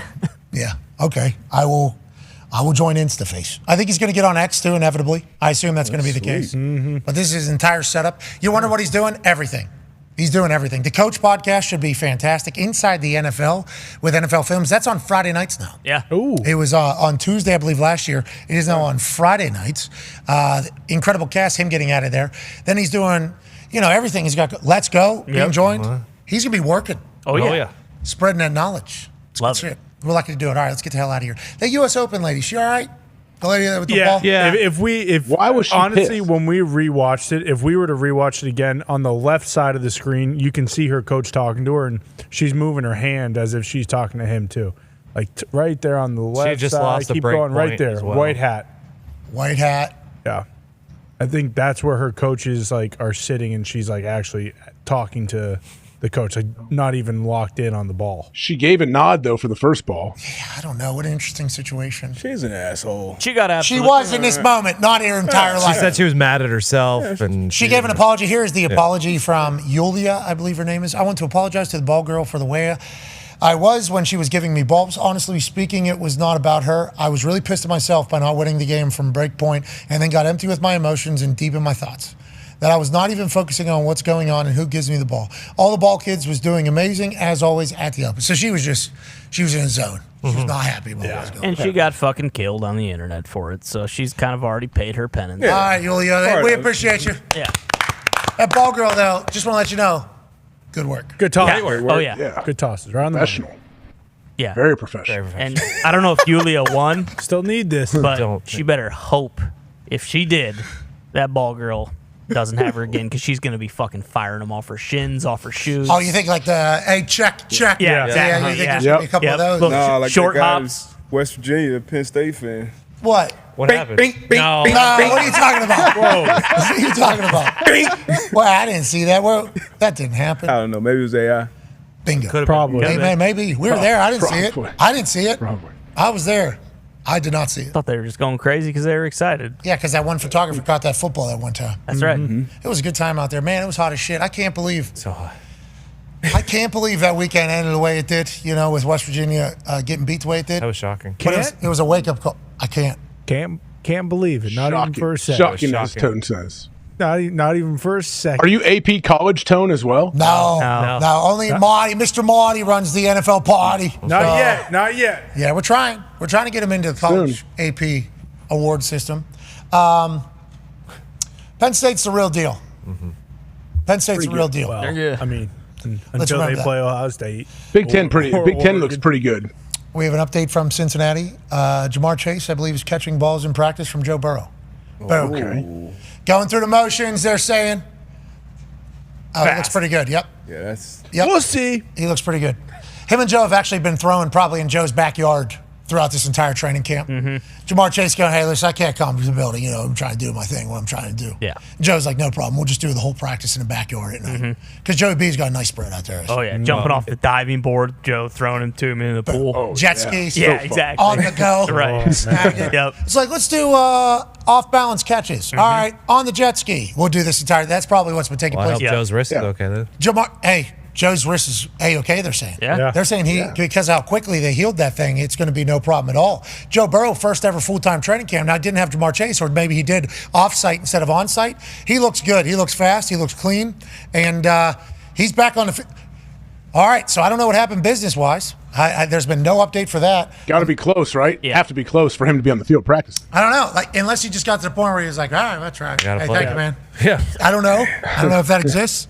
I have no idea. Schefter talking about how last year the Burrow deal getting done at 8:20 on opening night, and then you see all these deals get done today. It's like, okay, maybe that Jamar deal is going to get done at kickoff, just like Burrow's. Yeah, I mean, I guess there's some people reporting or saying that nothing has changed in the entire contract conversation. Allegedly, that's what's being said. That's wild to me then. So Jamar's just like, all right. I would imagine for something like this, they could probably keep it under wraps, though, until. I would assume. Jamar hasn't spoken. Yeah, he's been pretty quiet. Yeah. Cincinnati really hasn't said much other than way back whenever they said 2 years or whatever the case is, and I'm not going to be banging people willy-nilly. Yeah. Or whatever the case is. It's like there had to be something. It would be a massive waste of his time, and he would look like a huge idiot if he just did all of that and then was just like, okay, whatever. I tried, I failed, I'll go play. No, not a massive idiot. That's just a guy that gave his go. That's not got happening. fresh legs. He's got fresh legs, though. Trent Williams He's say getting it's paid war. Maybe within he the lost the next war. 36 hours, and he knows it. That's why he's practicing. Has to be. Yeah. What if he doesn't, though? What if he did just go all right, I guess I'll come play now?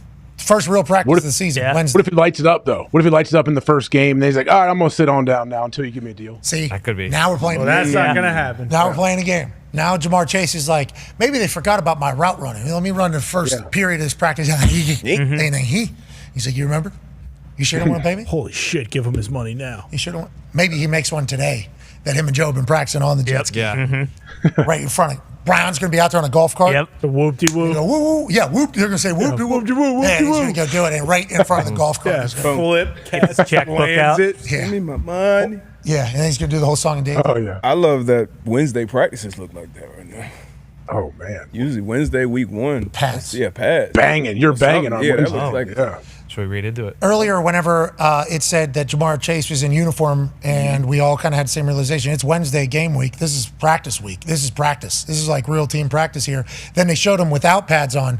That was a very big surprise to me. But then he was next to somebody who didn't have pads on either. That was an even bigger surprise. I'm like, okay, so they're just, is this a walkthrough? Or is this is practice? And this is that modern day, hey, technology. We're not gonna, we're not gonna have guys banging as much as they had in the past. It's kind of wasted hits is what they're saying with the data telling them. But old school football guys, and I try to bring this up to Roger Goodell, like, hey, it's always gonna be a tough sport, right? It has to be. And I think Goodell said everybody's bigger, stronger, faster right now, so these collisions are bigger. So there has to be a balance at some point. But like this first game, if when guys are taking hits, they don't have the ball, right? And they fumble and ball security's bad, or guys get hurt immediately upon getting hit one time, then there's a counter there to the thing like, don't you think you have to prepare your bodies though for what it's about to go through, even if the data says they're wasted hits? Are they wasted hits? And is it a situations or situational type? How is everybody being treated? It's interesting, the state of football we're in right now with hitting and how much we hit. We're scared to lose a lot of big money investments from a stupid injury in practice that's worth nothing. But if you don't prepare the person for what's about to happen and you lose them anyways, is that stupid? It's like there's so many, and you never know how it's going to work out. What a wild time. I mean, what a fucking wild time right now. Kind of do. Last couple of years at least. You think so? Kansas City, Andy Reid, we know what kind of ship he runs. We know what kind of training camp, kind of preseason. They're playing. They play. They practice hard. Spags, Harbaugh. The Bengals actually changed it because of the last two seasons, because of how they started. They actually changed it this year, and Joe did play a little bit in the preseason, and their camp was different. It's interesting though because it feels like at the end of the day, it's always going to be like who wins the trenches? Who wins the trenches for real? Yeah. You have to have a tougher team than that first game. You know how tired, like conditioning plays a huge role in the first couple of games, especially week one. When think if you haven't played in the preseason, you haven't really had, you haven't practiced with other teams. When you're going to the ground, like if you're on defense and you're chasing the ball and you're getting, you're getting in on the tackle, you're making tackles, getting up and down. You're not used to being on the ground that much, honestly. In training camp, when are you ever on the ground? You're doing up downs. Just every play. You're actually just doing that's with the adrenaline, all the adrenaline dump and everything that happens after the first couple series and everything. Like that's a fun thing to watch. Like who can look in the third and fourth quarter and seeing those hot games, who is cramping, because that is a real thing week one. See some of these. Mm-hmm. Anytime you got the good one of these right here. Yep. You know, there is trouble around the corner. And especially if you have like one of those hot places and you're wearing all white and it's completely see-through as well. You're like, oh, this guy's his cleats are sloshing. He's so sweaty. Yeah, good. Down to a knee. All right, let's wrap this show up. I just got some news. We have been live, so it's literally Georgia. School shooting took place today while we have been live here. I don't know when exactly it just happened. I just learned about it. That is obviously terrible, horrendous.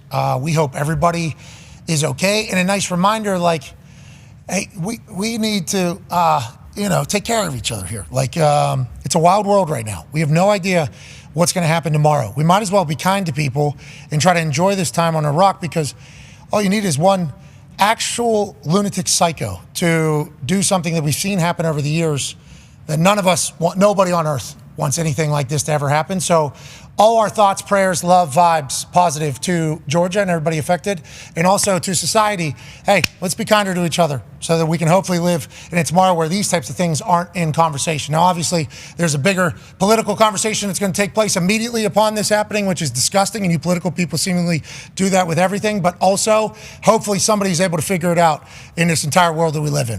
Let's be kind to each other, all right? We're in this thing together. Be a friend, tell a friend something nice. It might change their life. That fucking sucks. Yeah. Let's go. Tomorrow's going to be better than today.